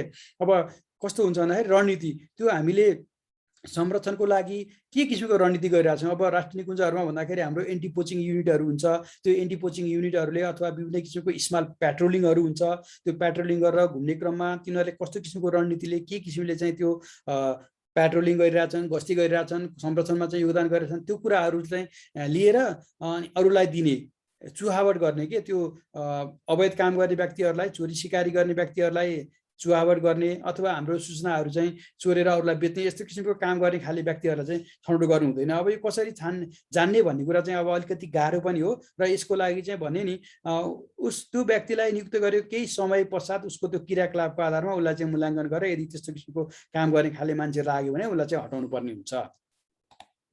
र कुनै व्यक्तिसँगको रिसिभीले बदला लिन वा अरूलाई फसाउने भावनाले आएको व्यक्तिलाई छनौट गर्नु भने कुनै व्यक्तिसँग उसलाई गाउँमा रिस उठेको छ, अब यसलाई चाहिँ म वन मुद्दा लगाउँछु अथवा वन्यजन्तु सम्बन्धी चोरीको मुद्दा लगाउँछु र यसलाई चाहिँ यस्तो गर्छु भन्ने किसिमले चाहिँ व्यक्तिगत रिसिभीको कारण भएका व्यक्तिहरू अथवा अरूलाई फसाउने खोज्ने व्यक्तिहरूलाई चाहिँ हामीले लिनु हुँदैन। र अब यो पनि कुराहरू पहिला सुरुमा थाहा नहुन सक्छ, तर उसको क्रियाकलाप, उसले गरेको कामहरू, उसले दिएका सूचनाको आधारमा चाहिँ हामीले भेरिफाई पनि गर्नुपर्छ कि कुनै पनि सुराकीहरूले दिएको सूचनालाई हामीले झट्टै गरेर एकदमै हामीले चाहिँ के गर्नुपर्छ भन्दा चाँडै प्रतिक्रिया दिइहाल्नु हुँदैन, एकदमै झट्टै दिइहाल्नु हुँदैन। तर त्यसलाई अलिकति गौण रूपमा सोचेर त्यसलाई विश्लेषण गरेर कतिको विश्वसनीयता छ, त्यो अपराध र घटनाको प्रकृति हेरेर पनि हुन्छ, त्यो कति छिटो गर्ने भन्ने कुरा, प्रतिक्रिया गर्ने भन्ने कुरा त्यसलाई हेरेर चाहिँ गर्नुपर्ने हुन्छ। तस्करबाट प्रयोग भई दोहोरो भूमिका निर्वाह गर्न आएकोलाई छनौट गर्नु हुँदैन। अब तस्कर यो चाहिँ एकदमै संवेदनशील विषय हो। यदि कोही व्यक्ति चाहिँ अब त्यो तस्करसित मिलेको छ र हामीसित चाहिँ आएर चाहिँ नाटक गर्छ, सुराकीको काम गर्छु भन्छ र त्यो सूचनाहरू लिएर उल्टै उता बेच्ने पनि यस्ता व्यक्तिहरू नै हुन सक्छन्। त्यसकारण यस्तो कुरामा चाहिँ एकदम सचेत र चनाखो हुनुपर्ने हुन्छ हामीले यो सुराकीहरू छनौट गर्दा। र सुराकी छनौट गरेर राखिसकेपछि तिनीहरूको क्रियाकलापहरूलाई चाहिँ हामीले चाहिँ एकदमै निगरानी गर्नुपर्ने हुन्छ। के गरिरहेछन्, कस्तो गरिरहेछन्, कहाँ जान्छन्, त्यो कुराहरूलाई पनि हामीले चाहिँ निगरानी गर्नुपर्ने हुन्छ। र निकुञ्ज आरक्षित संरक्षण क्षेत्र वन कार्यसँगको सम्बन्ध देखाए अरूलाई हैकम देखाउनु पर्ने भनेको यसरी चाहिँ म वनमा काम गर्छु, वनको ऊ हो भनेर कुनै व्यक्तिलाई हैकम देखाउने, उनीहरूलाई चाहिँ उनीहरूलाई चाहिँ नकारात्मक कामहरू गर्ने, उनीहरूलाई चाहिँ के गर्ने भन्दाखेरि ती व्यक्तिहरूलाई चाहिँ धम्काउने, पैसा उठाउने, ठग्ने अथवा उनीहरूलाई चाहिँ यस्ता किसिमको क्रियाकलाप गर्ने व्यक्तिलाई चाहिँ गर्नु हुँदैन। अब यो सुराकी गरेपछि त्यस्तो किसिमको क्रियाकलाप गर्यो भने त्यो व्यक्तिलाई चाहिँ सुराकीबाट हटाउनु पर्ने हुन्छ। र सम्भावित योग्य व्यक्तिहरू कस्ता हुन सक्छन् भन्ने कुरा, अब सर्वसाधारण व्यक्ति, जोसुकै सर्वसाधारण व्यक्ति योग्य हुन सक्छ। अघि भनेका कुराहरूमा हुन सक्ने, गर्न सक्ने, त्यो संरक्षणप्रति चाहिँ एकदम संवेदनशील भएर दत्तचित्त भएर सही सूचना दिन सक्ने व्यक्तिहरू, सर्वसाधारण व्यक्ति, सामाजिक कार्यकर्ता, विभिन्न पेसामा संलग्न स्वदेशी वा विदेशी व्यक्तिहरू हुन सक्छन्। सामुदायिक वनका वन हेरालु सदस्य भनेको सामुदायिक वनका वन हेरालुहरू सधैँ जसो वनहरू घुम्ने, उनीहरूलाई चाहिँ वनको अवस्थाहरू थाहा हुन्छ, त्यहाँ कहाँ चाहिँ चोरी सिकारी हुनसक्छ, कुन ठाउँमा चाहिँ मानिसको अवैध गतिविधि भइरहेको हुन्छ, सदस्यहरू पनि वनमा घुम्ने गइरहेका हुन्छन्। त्यो कुराहरूले यिनीहरूलाई चाहिँ सुराकी र सम्भावना यिनीहरूसित सूचना हुन्छ। अब मान्छेलाई अलिकति के हुन्छ भने यो त सामुदायिक वनको चाहिँ के हो भन्दाखेरि हेरालु हो, यो वन घुमिरहेछ भन्ने हुन्छ। अब मानव कि एउटा चाहिँ अवैध शिकारको बारेमा चाहिँ उ गर्छ, उसले गोप्य रूपमा चाहिँ त्यो वन घुमेको हिसाबले चाहिँ त्यहाँ के भइरहेछ भन्ने कुरा बुझ्न सक्छ कि, त्यही भएर नि यो मान्छे चाहिँ उपयुक्त हो भन्न खोजेको। अब मध्यवर्ती क्षेत्र समूह र समितिका पदाधिकारी हो, अब मध्यवर्ती क्षेत्रको समिति समूहका पदाधिकारीहरू पनि वन घुम्ने अथवा उनीहरूको पनि जनतासित, स्थानीयसित, सबैसित सम्पर्क भइरहेको हुन्छ होइन। त्यो भएर उनीहरूले पनि सजिलैसित सूचनाहरू प्राप्त गर्न सक्छन्। सकेसम्म कस्तो भन्छ कि यो व्यक्तिहरूले चाहिँ आफ्नो जानकारी चाहिँ अरूलाई नदिकन त्यो सूचनाहरू चाहिँ लिइराख्न सक्ने व्यक्ति हुनुपर्छ के। त्यो भएर त्यस्ता किसिमका व्यक्तिहरू हुनुपर्छ। त्यो गर्नलाई चाहिँ यी व्यक्तिहरू सम्भावित व्यक्तिहरू हुन्। अनि समुदायमा आधारित चोरी सिकार नियन्त्रण युवा जागरण उपसमितिका युवाहरू भनेको अब यस्तो यो एन्टी पोचिङ युनिट र समुदायमा आधारित अहिले चोरी सिकारी नियन्त्रण समूहहरू गठन गरेर चाहिँ राष्ट्रिय निकुञ्ज वन्यजन्तु संरक्षण विभागहरूले गरिरहेका छन्। त्यस्ता किसिममा काम गर्ने व्यक्तिहरूलाई पनि सुराकी रूपमा राख्न सकिन्छ भन्यो। अब स्थानीय व्यक्तिहरू स्थानीय तहमा चाहिँ कहाँ के कस्तो क्रियाकलाप भइरहेछ, कहाँ कस्तो मान्छे बस्छ भन्ने कुरा स्थानीय व्यक्तिहरूलाई थाहा हुन्छ नि त कुनै। अनि भद्र भलादमीहरूलाई र विद्यालयका शिक्षक कर्मचारीहरू पनि को पनि सम्पर्क हुन्छ कि धेरैजना व्यक्तिहरूसित, उनीहरूले पनि सूचना सहिलेसित लिन सक्छन्। यो मान्छे त शिक्षक हो, अब ऊ हो भन्ने हुन्छ, उनीहरूले चाहिँ अनि सहिलेसित त्यो कुराहरू भन्न सक्छन्। सकेसम्म यो के हो भन्दाखेरि त्यस्ता किसिमको काम गर्ने व्यक्तिहरूलाई चाहिँ यिनीहरू चाहिँ वनका अथवा वन्यजन्तुमा काम गर्ने व्यक्तिहरूको नजिकमा छन्, यिनीहरूले चाहिँ त्यो सूचनाहरू दिँदैनन् भन्ने कुरा चाहिँ त्यो मान्छेले चाहिँ विश्वास भयो भने उसले सबै कुराहरू भन्न सक्छ कि त्यो कसले भन्दाखेरि त्यो अवैध काम गर्ने व्यक्तिहरूले। त्यसकारण त्यस्ता किसिमका व्यक्तिहरूलाई चाहिँ राख्नुपर्छ भन्ने कुरा गरिएको हो। स्थानीय व्यापारिक केन्द्र का व्यक्तिहरू स्थानीय व्यापारिक केन्द्र जहाँ केन्द्रमा काम गरेर बसिरहेको हुन्छ त्यहाँ थुप्रै किसिमका मान्छेहरू आउँछन्, थुप्रै किसिमका मान्छेहरूसित त्यहाँ क्रियाकलाप हुन्छ, कुराकानी हुन्छ, उनीहरूले चाहिँ त्यस्तो सूचनाहरू पाउन सक्छन्। र चिया पसल खाजा पसलमा काम गर्ने व्यक्तिहरू, चिया खाजा पसलमा पनि विभिन्न किसिमका व्यक्तिहरू चिया खान आउँछन्, खाजा खान आउँछन्। चिया खाने क्रममा खाजा खाने क्रममा उनीहरूले आफ्ना किसिमका कुराहरू त्यहाँ बताइरहेका हुन्छन्, सङ्केत गरिरहेका हुन्छन्। त्यस्ता कुराहरू चाहिँ त्यो चिया पसलमा काम गर्ने व्यक्तिहरू छ भने उनीहरूले चाहिँ त्यो गोप्य रूपमा त्यो कुरा छड्के रूपमा बुझिरहन सक्छन् कि बुझ्न सक्छन् त्यो उनीहरूले गरेका कुराहरू ध्यान नदिएको हिसाबले, उनीहरूलाई खाजा दिने हिसाबले, उनीहरूलाई चिया दिने हिसाबले, पानी दिने हिसाबले उनीहरूले भनेका कुराहरू बुझ्ने सूचना लिने काम गर्न सक्छ। त्यही भएर यस्ता व्यक्तिहरू चाहिँ योग्य हुन्छन् भनेको। अब फरार अभियुक्तका आफन्त अथवा छिमेकीहरू यो चाहिँ किन हो भन्दाखेरि त्यो फरार भएको मान्छे कहिले आउँछ घरमा, कहिले चाहिँ त्यहाँ आइरहेको हुन्छ, त्यस्तै किसिमको सूचनाहरू लिनको लागि। अब यो यस्तो व्यक्तिहरू चाहिँ कहिलेकाहीँ के हुन्छ भन्दाखेरि आफ्नो मान्छेलाई फसाउनको लागि उसले चाहिँ सूचना नदिने पनि हुनसक्छ। तर यो व्यक्तिहरू यस्ता व्यक्तिलाई राख्दा चाहिँ त्यो एकदमै भरपर्दो हुनु पर्यो, एकदमै विश्वसनीय हुनुपर्छ के है। अर्को स्थानीय बासिन्दाहरूमाथि पनि आएछ, स्थानीय बासिन्दाहरूले पनि गर्न सक्छन्। यस्ता किसिमका व्यक्तिहरूलाई चाहिँ हामीले सुराकीको रूपमा राख्न सकिन्छ, सुराकी रूपमा नियुक्ति गर्न सकिन्छ भन्ने कुरा गर्यो। अब सुराकी परिचालन तथा अनुगमन कसरी गर्ने भन्ने कुराहरू छ यहाँ। देखाएको बमोजिम सुराकीको परिचालन तथा अनुगमन गर्ने छ भनेको छ। कमा के भन्छ, कामको प्रकृति कस्तो किसिमको काम हो, त्यो गाम्भीर्यता कस्तो हो, त्यो काम कतिको चाहिँ महत्त्वपूर्ण छ र सुरक्षाको दृष्टिकोणले सुराकीको पहिचान चाहिँ हामीले के गर्नुपर्छ, एकदमै गोप्य राख्नुपर्छ। किन भन्दा त्यो व्यक्ति चाहिँ सुराकी गरिरहेछ भन्यो भने उसको ज्यान र कोही धम्की हुने, ज्यान नै खतरामा हुने सम्भावना हुन्छ। र अर्को प्रशासनिक कार्य सञ्चालन तथा आर्थिक कारोबार हैन, गोपनीयता र खर्चको पारदर्शिता कार्यान्वयनको लागि तोकिएको समितिले प्रक्रिया निर्धारण गर्नुपर्छ भनेको एउटा यो सुराकी परिचालनको नि समिति छ, त्यो समितिले यसरी प्रक्रियाहरू निर्धारण गर्नुपर्छ भन्ने कुरा गर्यो। र सुराकीहरूको परिचय, सङ्केत नम्बर वा कोड नम्बर कायम गरी अभिलेख राख्नुपर्छ भनेको प्रत्येक सुराकीहरूलाई कोड नम्बरमा राख्ने। भोलि कुरा गर्दा फोनमा सुराकीले चाहिँ खबर दिइरहेछ भने त्यो कोडहरू कोडमा चाहिँ कुरा गर्ने, किन सबै ठाउँमा बसेर अलिकति सबैले बुझ्ने गरी कुरा गर्ने, त्यो सूचनाहरू लिक हुनसक्छ। त्यसैले उनीहरूलाई कोड कायम गरेर कोडमा भाषामा कुरा गर्नुपर्छ। त्यो कुराहरूले चाहिँ अनुमान गर्ने भनेको। अर्को विश्वसनीयताको लागि सुराकीको वास्तविक विवरण राख्नु पर्यो हैन। अनि अर्को सम्भव भएसम्म फोटो, नागरिकता, अन्य परिचय पत्र समेतको विवरणहरू गोप्य व्यक्तिगत फाइल बनाएर राख्नुपर्छ। किन भन्दा भोलि त्यो सुराकीहरूले चाहिँ कहिलेकाहीँ बदमासी काम गर्न सक्छन्, धोका दिन सक्छन्। त्यस्तो अवस्थामा उनीहरूलाई समाउनु पर्ने, उनीहरूलाई नै कारवाही गर्नुपर्ने पनि हुनसक्छ।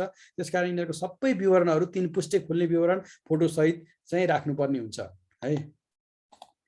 अर्को चाहिँ गोपनीयताको लागि व्यक्तिगत फाइल कार्यालय प्रमुख वा तोकिएको कर्मचारीले गोप्य रूपमा के भन्यो भने व्यक्तिगत फाइल चाहिँ कार्यालय प्रमुखले आफै राख्ने गोप्य रूपमा हैन, कर्मचारीले मात्र गोप्य रूपमा राख्नुपर्छ र गोपनीयता राख्नुपर्छ। सुराकीको व्यक्तिगत विवरण अनुसूची 1 बमोजिम भनेको यो सुराकी परिचालन कार्यविधि छ, त्यो कार्यविधिको अनुसूची 1 बमोजिम तिनीहरूको व्यक्तिगत विवरणहरू राख्ने भनेको छ। एकै इलाकामा 2 वा सोभन्दा बढी सुराकी परिचालन गर्दा एक आपसमा पहिचान नहुने गरी परिचालन गर्न सकिनेछ भनेको। एउटै ठाउँमा 2 जना राखियो भने चाहिँ के गर्ने भन्दाखेरि त्यो उनीहरूलाई 2 जनालाई सुराकी हो नभन्ने, तर 2 जनालाई के गर्ने भन्दा 2 जनालाई गोप्य रूपमा चाहिँ परिचालन चाहिँ गरिराख्नुपर्छ है। त्यसरी चाहिँ अनि गैर सरकारी संस्था, सङ्घ संस्था आफैले सुराकी परिचालन गर्नु हुँदैन रे। गैर सरकारी संस्थाहरू चाहिँ किन भन्दा गाउँघरमा आफै काम गर्ने, प्रत्यक्ष रूपमा जनतासित गरेको हुन्छ, त्यस्ताले चाहिँ प्रयोग गर्नु हुँदैन भन्ने कुरा चाहिँ यो हाम्रो कार्यविधिले भनेको छ। अब सुराकी परिचालनको समिति हुन्छ, के को हुन्छ त यो समितिमा भन्ने कुरालाई हेर्नुहोस् है। संयोजक चाहिँ कार्यालय प्रमुख हुने भयो। अब यो चाहिँ यो सुराकीको यो समिति चाहिँ हाम्रो संरक्षण क्षेत्रको हकमा कुरा गर्दैछु म। संयोजक कार्यालय प्रमुख हुन्छ, सदस्य चाहिँ सहायक संरक्षण अधिकृत वा रेन्जर। यो एपीयू भनेको एन्टी पोचिङ युनिट भन्छ। एन्टी पोचिङ युनिट, पोचिङ भनेको शिकारी हैन, त्यो शिकार सम्बन्धी चाहिँ नियन्त्रण गर्ने समूह के यो एन्टी पोचिङ युनिटको प्रमुख। यो एन्टी पोचिङ युनिटको प्रमुख एकजना सहायक संरक्षण अधिकृत वा रेन्जर हुन सक्छ, जो छ त्यसलाई चाहिँ सदस्यको रूपमा राख्ने। अर्को चाहिँ सदस्य रेन्जर, एपीयू को सदस्य भनेको यो एन्टी पोचिङ युनिटको यहाँ चाहिँ प्रमुख हुने भयो। यहाँ चाहिँ सदस्य हुन सक्यो के, रेन्जरहरू चाहिँ एन्टी पोचिङ युनिटको जुन चाहिँ सदस्य हुन्छ त्यो रेन्जरहरू यसको सदस्य हुन सक्ने भयो सुराकी परिचालनको, वा कार्यालय प्रमुखले तोकेको अरू कुनै कर्मचारी चाहिँ हुन सक्यो। यो 3 जनाको चाहिँ एउटा समिति हुन्छ। यो संरक्षण क्षेत्रको हकमा भयो भने अब डिभिजनल वन कार्यालयको हकमा चाहिँ को हुन सक्छ भन्दाखेरि संयोजक चाहिँ डिभिजनल वन अधिकृत र अर्को सदस्य चाहिँ सहायक वन अधिकृत वा रेन्जर। डिभिजनल वन कार्यालयमा कार्यरत के डिभिजन वन त्यो रेन्जर अथवा सहायक वन अधिकृतहरू चाहिँ के हुन्छ, कोही डिभिजन वन कार्यालयमा हुन्छ, कोही सब डिभिजन वन कार्यालयमा हुन्छन्। तर यो समितिमा चाहिँ यो सदस्य भनेको, पहिलो सदस्य भनेको चाहिँ यो सहायक वन अधिकृत वा रेन्जर चाहिँ डिभिजनल वन अधिकृतमा कार्यरत रहेकाहरू। र अर्को सदस्य फेरि अर्को के हुन्छ, सहायक वन अधिकृत वा रेन्जर जुन डिभिजनल वन अधिकृत तोक्ने, त्यो जिल्लाभरि काम गर्नेका मध्ये कोही एकजनालाई चाहिँ तोक्ने चाहिँ व्यवस्था यसरी गरेको छ। यसरी 3 सदस्यीय सुराकी परिचालन समिति हुन्छ। यसरी सुराकी परिचालन गर्दाखेरि के गर्नु पर्यो भन्दाखेरि धेरैजनाले एउटै सुराकीलाई चाहिँ धेरैजनाले परिचालन गर्नु भएन कि, एकजना अथवा 2 जनाले चाहिँ त्यो सुराकीसँग सम्पर्क गर्ने, समन्वय गर्ने, सूचना लिने कामहरू गर्नुपर्छ। धेरैजनाले गर्दाखेरि चाहिँ त्यो चाहिँ के हुन्छ भन्दाखेरि सूचनाहरू चुहावट पनि हुने सम्भावना हुन्छ। र सुराकी परिचालन समितिको कामको कुराहरू अघि कमा चाहिँ समिति भयो, त्यसपछि अरू के काम गर्ने यसले भन्ने कुराहरू छ। जस्तो सुराकी राख्ने काम यसले गर्छ, अनि पारिश्रमिक बापतको आर्थिक सुविधा के कति दिने भन्ने कुराहरू गर्छ, अनि परिचालन र बर्खास्ती भनेको उसलाई परिचालन गर्ने र उसले चाहिँ अवैध काम गरेर राम्रो किसिम सूचना दिएन, लिक गर्न थाल्यो अथवा सूचना बेच्न थाल्यो भने त्यसलाई बर्खाती गर्ने भनेको हटाउने लगायतको सबै कार्यहरू समितिले नै गर्नेछ। अनि उल्लेखित खण्ड क भनेको, खण्ड कमा हाम्रो समिति बनेको छ, एउटा संरक्षण क्षेत्रको लागि, अर्को डिभिजनल वन कार्यको लागि। उल्लेखित समितिले सुराकी राख्ने काम गर्नु पर्यो, परिचालन पनि गर्नु पर्यो, हटाउने विधि आफै, उसले चाहिँ सुराकी कसरी राख्ने, उसलाई कसरी परिचालन गर्ने र त्यसलाई कस्तो अवस्थामा हटाउने भन्ने कुरा त्यो समितिले आफै निर्धारण गर्छ, बनाउँछ भन्ने कुरा यसले गरेको छ। र सुराकी परिचालन गर्दा निम्न बमोजिम उल्लेख भएका कुरालाई ध्यान दिनुपर्छ भनेको छ। कस्तो, सुराकीलाई तोकिएको अधिकारीले मात्र परिचालन गर्ने वा सूचना लिने गर्नुपर्छ, अघि पनि मैले भनेको थिएँ। र एउटा सुराकीलाई बढीमा 2 जनाले मात्र गोप्य रूपमा परिचालन गर्नुपर्छ, त्योभन्दा बढीले गर्नु हुँदैन। र सुराकीलाई तोकिएका अधिकारी बाहेक अरूसँग भेट्ने, सूचना दिने जस्ता गतिविधि गर्न दिनु हुँदैन।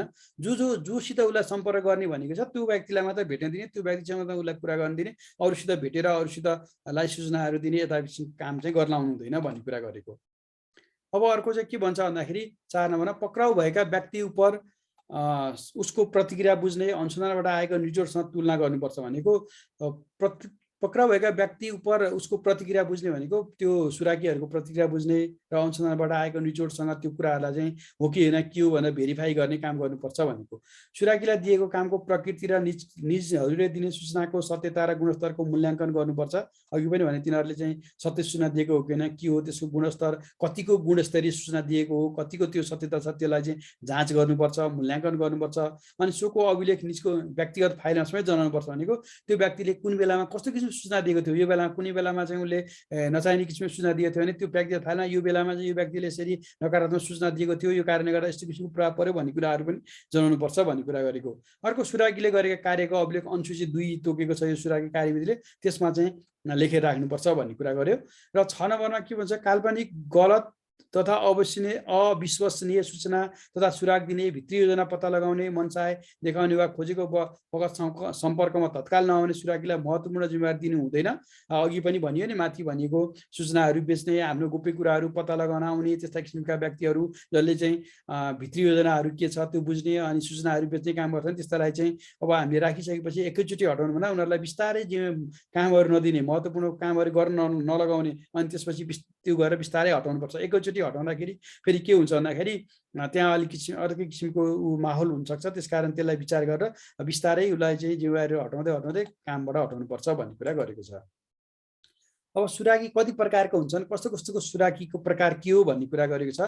र सुराकीको प्रकार भन्दा एकमा नियमित सुराकी, जस्तो नियमित सुराकी भनेको मासिक रूपमा उसले आर्थिक सुविधाहरू पाउँछ होइन कार्यालयबाट, र कार्यालयमा चाहिँ उसले के गर्छ भन्दा समयमै सम्भावित घटनाहरू कहाँ के भइरहेछ, कस्तो भइरहेछ, स्थलहरूको बारेमा कार्यालय समयमा सूचनाहरू चाहिँ उपलब्ध गराउने काम गर्छ। यो नियमित रूपमा चाहिँ राखिन्छ, प्रत्येक महिनाले काम गरेको आधारमा पैसाहरू पाउँछ। अर्को पटक्कै सुरागी भनेको काम विशेषका लागि एकमुष्ट रूपमा आर्थिक सुविधा पाउने वा नपाउने भनेको पटक पटक राख्ने कि एउटा काम गर्नको लागि हामीले एकपटक त्यसलाई नियुक्ति गर्यो, त्यसपछि त्यही अनुसार उसलाई चाहिँ आर्थिक सुविधाहरू दियो अथवा नदिकन पनि राख्न सकिन्छ। यसरी पटक पटकमा राख्ने, पटक पटक एकपटक राखे त्यसपछि उसको काम सकियो के, त्यसपछि उसले त्यो सूचना दिएको त्यसको आधारमा उसको भुक्तानीहरू हुन्छ, त्यो कामहरू गरिन्छ। अर्को स्वैच्छिक सुरागी भनेको अब कोही मान्छेले स्वैच्छिकले गर्ने, अब म चाहिँ एउटा संरक्षणप्रति चाहिँ संवेदनशील छु, मलाई चाहिँ संरक्षण गर्नुपर्छ भन्ने लागेको छ, त्यस्ता किसिमका व्यक्तिहरूले के गर्छन् भन्दा कहिलेकाहीँ गैर कानुनी क्रियाकलाप भइरहेछ भने सम्बन्धित निकायमा चाहिँ खबर गर्ने काम गर्छन्। यो चाहिँ स्वैच्छिक सुरागी, उनीहरूले चाहिँ यस्तो ठाउँमा यो भइरहेछ भनेर जानकारी दिने अथवा सूचना दिने काम गर्छन्, त्यसलाई चाहिँ स्वैच्छिक सुरागी भन्छ। यस्तो किसिमको सुरागीहरूले आर्थिक सुविधाहरू लिँदैनन् र सुविधाहरू पनि दिँदैन र उनीहरूले आफैले गर्ने काम गर्छन्। यसरी र सुराकीले गर्न नहुने कामहरू के काम गर्नु हुँदैन त भन्दा व्यक्तिगत लाभ लिनु हुँदैन भनेको अब उनीहरूले चाहिँ त्यो संरक्षणको लागि काम गर्नु पर्यो होइन, त्यसकारण व्यक्तिगत लाभ लिने अथवा त्यो फाइदाको लागि सूचनाहरू बेच्ने काम गर्नु भएन। कुनै पनि प्रतिशोधको आधारमा नचाहिने व्यक्तिहरूलाई चाहिँ गलत काम नगर्ने व्यक्तिहरूलाई फसाउनु हुँदैन। रिसिभीले गलत सूचनाहरू उपलब्ध गराएर उनीहरूले चाहिँ फसाउने काम गर्नु हुँदैन। साथै सुरागी नरहेको अवस्थामा भने उनीहरू चाहिँ अब पहिला कहाँ सुरागी काम गरिरहेको थिए अथवा कुनै पटकै सुरागी थिए, एकचोटि पटक सूचना दियो त्यसपछि त्यो त अर्को पटक हुँदैन। त्यस्तो अवस्थामा समेत आफूले त्यो भएको सूचना, आफूले थाहा भएको कुराहरू चाहिँ पहिला काम गरेको निकाय बाहेक अरू राज्य दिनु हुँदैन, त्यसलाई गोप्य नै राख्नुपर्छ, त्यसलाई लिक गर्नु हुँदैन, चुहावट गर्नु हुँदैन भन्ने कुरा चाहिँ सुराकीले गर्न हुने कामहरू भयो है। अर्को सुराकीको आर्थिक सुविधा र पारिश्रमिक कसरी दिने, के गरी दिने भन्ने कुरा। अब यो दफा 4 को उपदफा 4.5 र 4.6 भनेको भर्ना भएका सुराकीहरू अगाडि हामीले गर्यो नि। 4.5 र 4.6 भनेको यो नियमित सुराकी, यो 4.6 भनेको चाहिँ पटके सुराकी। यो यस्ता किसिमका सुराकीहरू जुन त्यो सुराकीको प्रकार भनियो न अघि, त्यो चाहिँ दफा 4 मा छ त्यो हाम्रो सुराकी कार्यविधिको, र त्यसको 4.5 भनेको हाम्रो नियमित सुराकी र 4.6 भनेको पटके सुराकी। बमोजिम भर्ना भएका सुराकीको आर्थिक सुविधा चालु आर्थिक वर्षको भनेको अहिले आर्थिक वर्ष भन्ने हुन्छ। आर्थिक वर्ष भनेको चाहिँ अब तपाईँहरू नयाँ हुनुहुन्छ, कसैलाई भर्खरै यो परीक्षाहरू दिँदै हुन्छ भने पनि कसैलाई यो आर्थिक वर्ष भनेको थाहा नहुन सक्छ। आर्थिक वर्ष भनेको चाहिँ के हो भन्दाखेरि हाम्रो प्रत्येक वर्ष असारबाट सुरु भएर अर्को वर्षको प्रत्येक वर्षको हाम्रो चाहिँ साउनबाट सुरु भएर, साउन 1 गतेदेखिबाट सुरु भएर अर्को वर्षको असारको अन्तिम मसान्तसम्मको दिनलाई हामी एक आर्थिक वर्ष भन्छौँ के। अनि हाम्रो यो वन कार्यालयहरू, वन तथा वातावरण मन्त्रालयको निकायमा चाहिँ हाम्रो प्राय कस्तो कार्यक्रमहरू छ भन्दाखेरि हाम्रो चाहिँ एनुअल प्रोग्राम अथवा वार्षिक कार्यक्रमहरू छ कि प्रत्येक वर्ष हामीले त्यो कार्यक्रम बनाउँछौँ। त्यही अनुसार हाम्रो चाहिँ अर्थ मन्त्रालयले हामीलाई रातो किताब मार्फत बजेटहरू दिन्छ र त्यही अनुसार हामीले कार्यक्रम सञ्चालन गर्ने कामहरू चाहिँ गर्छौँ कि। यसरी आर्थिक वर्षमा त्यो आएको बजेटको अधीनमा रहेर त कति बजेट आएको छ हामीलाई, त्यो बजेटको अधीनमा रहेर जिल्ला दर रेट, एउटा जिल्ला दर रेट भन्ने के हुन्छ भने प्रत्येक जिल्लामा चाहिँ यो प्रमुख जिल्ला अधिकारीको नेतृत्वमा एउटा चाहिँ समिति हुन्छ र त्यो जिल्ला प्राविधिक कार्यालयको इन्जिनियर सदस्य सचिव हुने गरी एउटा जिल्ला प्राविधिक समिति हुन्छ।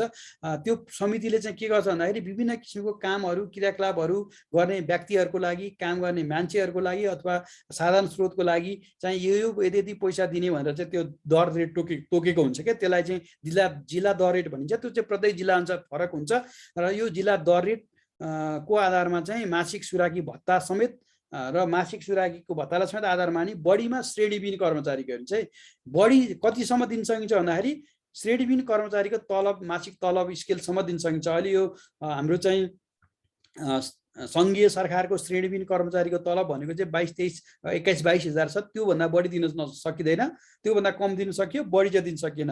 बढीमा कति दिन सकियो भने श्रेणीविहीन कर्मचारीको मासिक तलब स्केल बराबरको चाहिँ भुक्तानी गर्न सकिन्छ। तपाईँहरूलाई कहिलेकाहीँ भन्दाखेरि यो नियमित सुराकीलाई, पटकै सुराकीलाई चाहिँ बढीमा कतिसम्म चाहिँ तलब मासिक रूपमा भुक्तान गर्न सकिन्छ भन्ने कुरा सोध्न सक्छ है। त्यसकारण यसमा चाहिँ हुनुहोस्। अब अर्को चाहिँ के भन्छ भन्दाखेरि पटके सुराकीबाट सूचना खरिद गर्दा, अब पटके सुराकीबाट सूचना खरिद गर्दा सूचनाको गाम्भीर्यता, यो कतिको महत्त्व छ त्यसलाई हेर्ने, कतिको महत्त्व छ, कतिको त्यो सूचनाको गाम्भीर्यता छ कि कतिको त्यसले चाहिँ त्यो सूचना आएको सूचनाले चाहिँ हाम्रो चाहिँ काममा चाहिँ संरचनामा चाहिँ योगदान दिन सक्छ कि। अनि निजले खर्चेको समय कति समय लगाए त्यो सूचनाहरू लिनलाई, अनि क्षेत्र कुन क्षेत्रमा आदिलाई आधार मानि समितिको निर्णयले, त्यो समिति अघि हामीले भनेको दफा 4 अनुसार भएको समितिको त्यो 3 सदस्य समिति हुन्छ, त्यो समितिको निर्णयले बढीमा श्रेणीबिन, यसमा पनि श्रेणीबिन कर्मचारीको मासिक तलब स्केल बराबरको उपलब्ध गराउन सकिन्छ यो पटके सुराकीलाई। सम्भव भएसम्म पटके सुराकीको विवरणहरू अनुसूची 1 बमोजिम राखिनेछ। अघि हामीले भनेको छौँ अनुसूची 1 यो कार्यविधिको अनुसूची 1 अनुसार चाहिँ सुराकीहरूको चाहिँ विवरण राख्नुपर्छ भनेर, यो पनि त्यही अनुसार गर्नुपर्छ भन्ने कुरा यसले गरेको छ। अब अर्को 3 मा नियमित सुराकीलाई थप सुविधा बाबतको रकम दिनु पर्यो के। त्यो नियमित सुराकीलाई हामीले महिनाको त्यो के भनेको छ भन्दाखेरि अघि भने नि त्यो श्रेणीबिन कर्मचारीको तलब बराबरको दिन सकिन्छ अथवा जिल्ला दर रेटमा रहेर दिन सकिन्छ भनियो हैन। त्यो थप सुविधा त्योभन्दा बाहेक थप सुविधा दिनु पर्यो र पटके सुराकीलाई चाहिँ उल्लेखित रकम भन्दा बढी रकम उपलब्ध गराउनु पर्यो, पर्ने भएमा के त्यो बढी रकम उपलब्ध गराउनु पर्यो अघि हामीले भनेको भन्दा श्रेणीबिनको भन्दा। त्यो भयो भने राष्ट्रिय निकुञ्ज आरक्षित सुरक्षार्थ तैनाथ नेपाली सेना हैन, यो सुरक्षा तैनाथ नेपाली सेना अनि को गण गुल्मका प्रमुख संरक्षणमा साझेदार सङ्घ संस्थाहरू, अब संरक्षणको लागि चाहिँ अब साझेदार संस्थाहरू हुन्छ, WWF हुन सक्छ, अर्को चाहिँ हाम्रो NTNC हुन सक्छ, अथवा अर्को हाम्रो चाहिँ ZSL भन्ने हुन सक्छ। त्यो यो संरक्षण क्षेत्रको हकमा ती कार्यालयहरू भए। अब वन कार्यालयको हकमा चाहिँ अरू किसिमका साझेदारहरू हुन सक्छन् वनमा काम गर्नेहरू पनि है। त्यो संस्थाहरूको समन्वयमा है निजको कामको प्रकृति हेरेर, कामको प्रकृति, मेहनत, समय, कामको सफलता आदिलाई आधार मानेर निर्णय गरेर यथोचित रकम चाहिँ समितिले चाहिँ उपलब्ध गर्न सक्नेछ। त्यो यति कुराहरू हेरेर चाहिँ बढी थप सुविधाहरू चाहिँ दिन सक्नेछ भन्ने कुरा चाहिँ यसले गरेको छ त्यो सुराकी कार्यविधिले है। अब 4 नम्बरमा विशेष प्रकृतिको कार्यको लागि चाहिँ तोकिएको क्षेत्रभन्दा अन्यत्र जानुपर्दा, अब विशेष काम गर्नु पर्यो, त्यो काममा चाहिँ तोकिएको क्षेत्र, उसले चाहिँ ए भन्ने क्षेत्रमा काम गरिरहेको थियो, उसलाई चाहिँ बी भन्ने क्षेत्रमा जानु पर्यो भने त्यो एबाट ए भन्ने ठाउँबाट बी भन्ने ठाउँमा जाँदाखेरि त्यो उसले चाहिँ त्यो काम गर्दाखेरि कुन कुन साधनहरू प्रयोग गरेर यातायात खर्च, त्यहाँ गएर बस्ने बास खर्च र खाजा खर्च, खाना खर्च र सञ्चार लगायतको खर्च समितिबाट उपलब्ध गराइने छ भने त्यो हाम्रोमा अघि भनेको माथिको समितिबाट। र त्यो समिति कहाँबाट आउँछ भने हाम्रो वार्षिक कार्यक्रमहरूबाट आउँछ र सो कार्यको अभिलेख पनि राख्नुपर्छ भन्ने कुरा गरेछ। र उल्लेखित 1, 2, 3 भन्यो नि अघिको 1, 2, 3 1 मा त्यो के भन्यो भन्दाखेरि पटके सुराकी र मासिक के अरे पटके र हाम्रो चाहिँ नियमित सुराकीलाई दिँदाखेरि त्यो जिल्ला दर रेट अनुसार काम प्रकृति गम्भीरता हेर्दै जिल्ला दर रेट वा कम श्रेणीबिन कर्मचारीको तलबमा नबढ्ने गरी दिन सकिने भनेको। 2 मा पनि त्यो पटके सुराकीको बारेमा त्यही कुरा गरेको। 3 मा यहाँ नियमित सुराकीको थप सुविधाको बारेमा कुरा गरेको। र 4 मा चाहिँ विशेष प्रकृतिको काममा जाँदाखेरि चाहिँ उसले पाउने खाना खर्च, यातायात खर्च, बास खर्चको बारेमा कुरा गर्ने। यो सबै खर्चहरू चाहिँ बिल भरपाईबाट भुक्तानी गरिन्छ। उसले चाहिँ त्यो बमोजिमको बिल भरपाई जुन पेश गर्छ त्यही बिल भरपाईको आधारमा चाहिँ भुक्तानी गरिनेछ भन्ने कुरा यसले गरेको छ है। र यति भन्दै मैले चाहिँ यो के कुराहरू चाहिँ सकाएँ भन्दाखेरि यो हामीले चाहिँ गस्ती किन गर्नुपर्छ, गस्ती भनेको के हो, गस्ती गर्दाखेरि के कुरामा ध्यान दिनुपर्छ, र यो सुराकी भनेको के हो, सुराकी कस्ता मान्छेलाई सुराकी राख्ने, सुराकी परिचालन गर्दा कुन कुन ठाउँमा गर्ने, र सुराकीहरू चाहिँ कस्ता को अनुगमन र कसरी गर्ने हैन, र यिनीहरू कस्ता किसिमका सुराकीहरू हुन्छन् र यिनीहरूको आर्थिक सुविधा र कसरी चाहिँ दिने भन्ने कुराहरू गरियो। र अघि भनिएका अघि हामीले चाहिँ 1 देखि 8 वटा प्रश्नहरू सुरुमा यो भिडियोको सुरुवात गर्दाखेरि मैले चाहिँ प्रश्नहरू राखेको थिएँ, योसँग सम्बन्धित ती प्रश्नहरूको उत्तरहरू हामी हेरौँ। अब सायद तपाईहरूले अगाडि त्यो प्रश्नहरूको उत्तर एउटा छानेर राख्नु भएको छ होला। त्यो प्रश्नको उत्तरहरू अब तपाईले यो च्याप्टर सकिसकेपछि नि के रहेछ भनेर आफैले एकचोटि हेर्नुस्। यो उत्तर हेर्नुभन्दा अगाडि र त्यसपछि आफ्नो कतिको तपाईँ सही हुनुहुन्छ त्यसलाई चाहिँ एकचोटि चेक जाँच गर्नुस्। अब 1 नम्बरमा वनगस्ती भन्नाले के बुझिन्छ भनेको थियो। हामीले के भनेका थियौँ भन्दाखेरि एउटै शब्दमा भन्दा संरक्षण गर्ने काम हो भनेका थियौँ हैन। र एउटा वाक्यमा भन्नुपर्दा समग्र रूपमा वन क्षेत्रलाई चाहिँ हामीले संरक्षण गर्ने भनेका कुराहरू अघि भनेका थियौँ। हो त्यही अनुसार चाहिँ यो बीमा भएको समग्र वन क्षेत्रको संरक्षणका लागि गैर कानुनी क्रियाकलापहरू रोक्न समूहकृत भई गरिने प्रतिरक्षात्मक नियमित अनुगमन कार्य चाहिँ वनगस्ती हो भन्ने बुझियो है। अब 2 नम्बरमा वनगस्तीले देखाएका मध्ये के गर्न सहयोग गर्छ भनेको थियो। ए मा गैर कानुनी कार्य प्रोत्साहन, गैर कानुनी कार्यलाई निरुत्साहन बीमा, र 3 मा चाहिँ सी मा चाहिँ महत्त्वपूर्ण तथ्यहरू सङ्कलन गर्न भनेको थियो। अब ए को गैर कानुनी कार्यहरू प्रोत्साहन त यसले गर्दैन, किन भन्दा यसले निरुत्साहन नै गर्ने हो, जसले गर्दाखेरि बी र सी चाहिँ यसको ठिक छ। र 3 मा चाहिँ वनरक्षकको महत्त्वपूर्ण कार्य के हो भन्दाखेरि गोलाई नाप्ने एउटा भनेको छ, अर्को सामुदायिक वन बनाउने भनेको छ, अर्को वन गस्ती गर्ने भनेको छ, अर्को 15 रोजा बनाउने भनेको छ। अब गोलाई नाप्ने काम चाहिँ वनरक्षकको त्यति होइन, नाप्न त पर्छ वनरक्षकहरूले, ननाप्ने होइन, तर महत्त्वपूर्ण धेरै र मुख्य काम चाहिँ होइन। र सामुदायिक वन बनाउने काम चाहिँ के हो भन्दाखेरि वनरक्षकको होइन, सामुदायिक वन बनाउने क्रममा, गठन गर्ने क्रममा सहायक वन अधिकृत रेन्जरहरूलाई सहयोग गर्ने काम चाहिँ हो। र अर्को 15 वन गस्ती गर्ने काम चाहिँ एकदम महत्त्वपूर्ण हो भनेर अघि हामीले छलफलको क्रममा पनि भनेका छौँ, यो चाहिँ महत्त्वपूर्ण हो। अब 15 रोजा बनाउने भनेको 15 रोजा बनाउनु त पर्छ, तर अब त्यो चाहिँ महत्त्वपूर्ण भन्दा पनि त्यो चाहिँ एउटा नियमित उनीहरूले प्रतिवेदन पेश गर्ने। 15 रोजा भनेको चाहिँ 15 दिनमा के काम गरियो कि 15 भनेको 15 भइगयो, हाम्रो रोजा भनेको दिन। 15 दिनमा गरेको कामकाजको विवरणलाई चाहिँ 15 रोजा भनिन्छ, जुन चाहिँ हामीले चाहिँ काम के काम गर्यो त्यो कुराहरू लेखेर चाहिँ डिभिजनलमा आफ्नो माथिल्लो निकायमा पेश गरिन्छ के। अब अर्को वन गस्तीमा जाँदा देखाएको मध्ये कुन सामान लिएर जानुपर्छ भनेको चाहिँ एउटा कलम र गस्ती डायरी, टर्च लाइट, पानीको तुलो यी सबै कुराहरू चाहिँ लिएर जानुपर्छ। अब 5 नम्बरको प्रश्नले के भनेको थियो भन्दा लामो अवधिको वन गस्ती जानु पूर्व देखाएका कुन कुरामा ध्यान दिनुपर्छ भनेको छ। गस्ती गर्न जान लागेको नाकाको संवेदनशीलता, गस्ती गर्दा लैजानुपर्ने सामग्रीहरू र खाना र सुत्ने व्यवस्थाहरू लामो समयमा जान लाग्छ भने यी सबै कुराहरू गर्नुपर्ने भएकोले हाम्रो डीको चाहिँ माथिको सबै चाहिँ ठिक हो। र 6 नम्बर प्रश्नले के भनेको छ भन्दा वन गस्तीमा गएको बेला तस्करहरूबाट आक्रमण भएमा के गर्न उपयुक्त हुन्छ भनेको थिएँ। यो कुरा मैले अघि छलफल गर्ने क्रममा पनि भनेको थिएँ। यसमा चाहिँ के गर्ने त भन्दाखेरि आफ्नो टोलीलाई मौजुद भएको छ भने, अवस्था छ भने चाहिँ जवाफी कारबाही गर्ने हामीले सकिन्छ भने, सकिँदैन भने टोली असुरक्षित महसुस भएमा सुरक्षित स्थानमा गई माथिल्लो निकायमा खबर गर्ने। यो दुईटा ए र बीको दुवै ठिक हुन्छ। यो चाहिँ त्यसकारण यो चाहिँ हाम्रो ए र बी भनेर सीको चाहिँ हाम्रो यसको सही उत्तर रहेको छ। र 7 नम्बरमा के भन्छ, गस्तीको क्रममा वन क्षेत्रमा कोही कसैले अवैध रूपमा रुख काटिरहेको छ भने के गर्नुपर्छ भन्ने कुरा अघि छलफलमा नि थियो। यदि त्यसको चाहिँ सही उत्तर चाहिँ के हो भन्दाखेरि रुख काट्ने मानिसलाई नियन्त्रण लिने प्रयास गर्ने अनि कटान भएको रुखलाई सुरक्षित स्थान राख्ने व्यवस्था गर्नुपर्छ। यी दुईटा चाहिँ सही भएकोले गर्दा यसको चाहिँ बी र सी चाहिँ सही भएकोले गर्दा डी चाहिँ यसको सही उत्तर रहेको छ। र 8 मा गस्ती टोलीमा कम्तीमा कतिजना सदस्य हुनुपर्छ भनेको छ। यो चाहिँ अब कम्तीमा पनि 2 जना हुनुपर्छ भन्ने यसको सही जवाब छ, अघि पनि कुरा गरियो। यसरी यो हाम्रो वनरक्षकको लागि बनाइएको पाठ्यक्रम अनुसार खण्ड 2 को वन क्षेत्रको संरक्षण गर्दा ध्यान दिनुपर्ने कुराहरूलाई चाहिँ मैले यहाँ हजुरहरूका समक्ष राखेँ। यो कुराहरूले यो भिडियोले यो पाठको कुराहरूलाई चाहिँ तपाईहरूलाई चाहिँ एकदमै राम्रोसँग छर्लङ्ग बनायो होला भन्ने मैले विश्वास लिएको छु।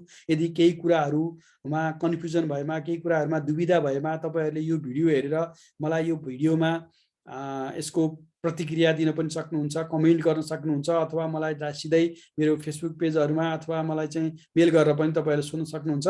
त्यसकारण यो भिडियो चाहिँ सुरुदेखि अन्तिमसम्म हेरिदिनु भएकोमा धन्यवाद दिँदै हस्त नमस्कार।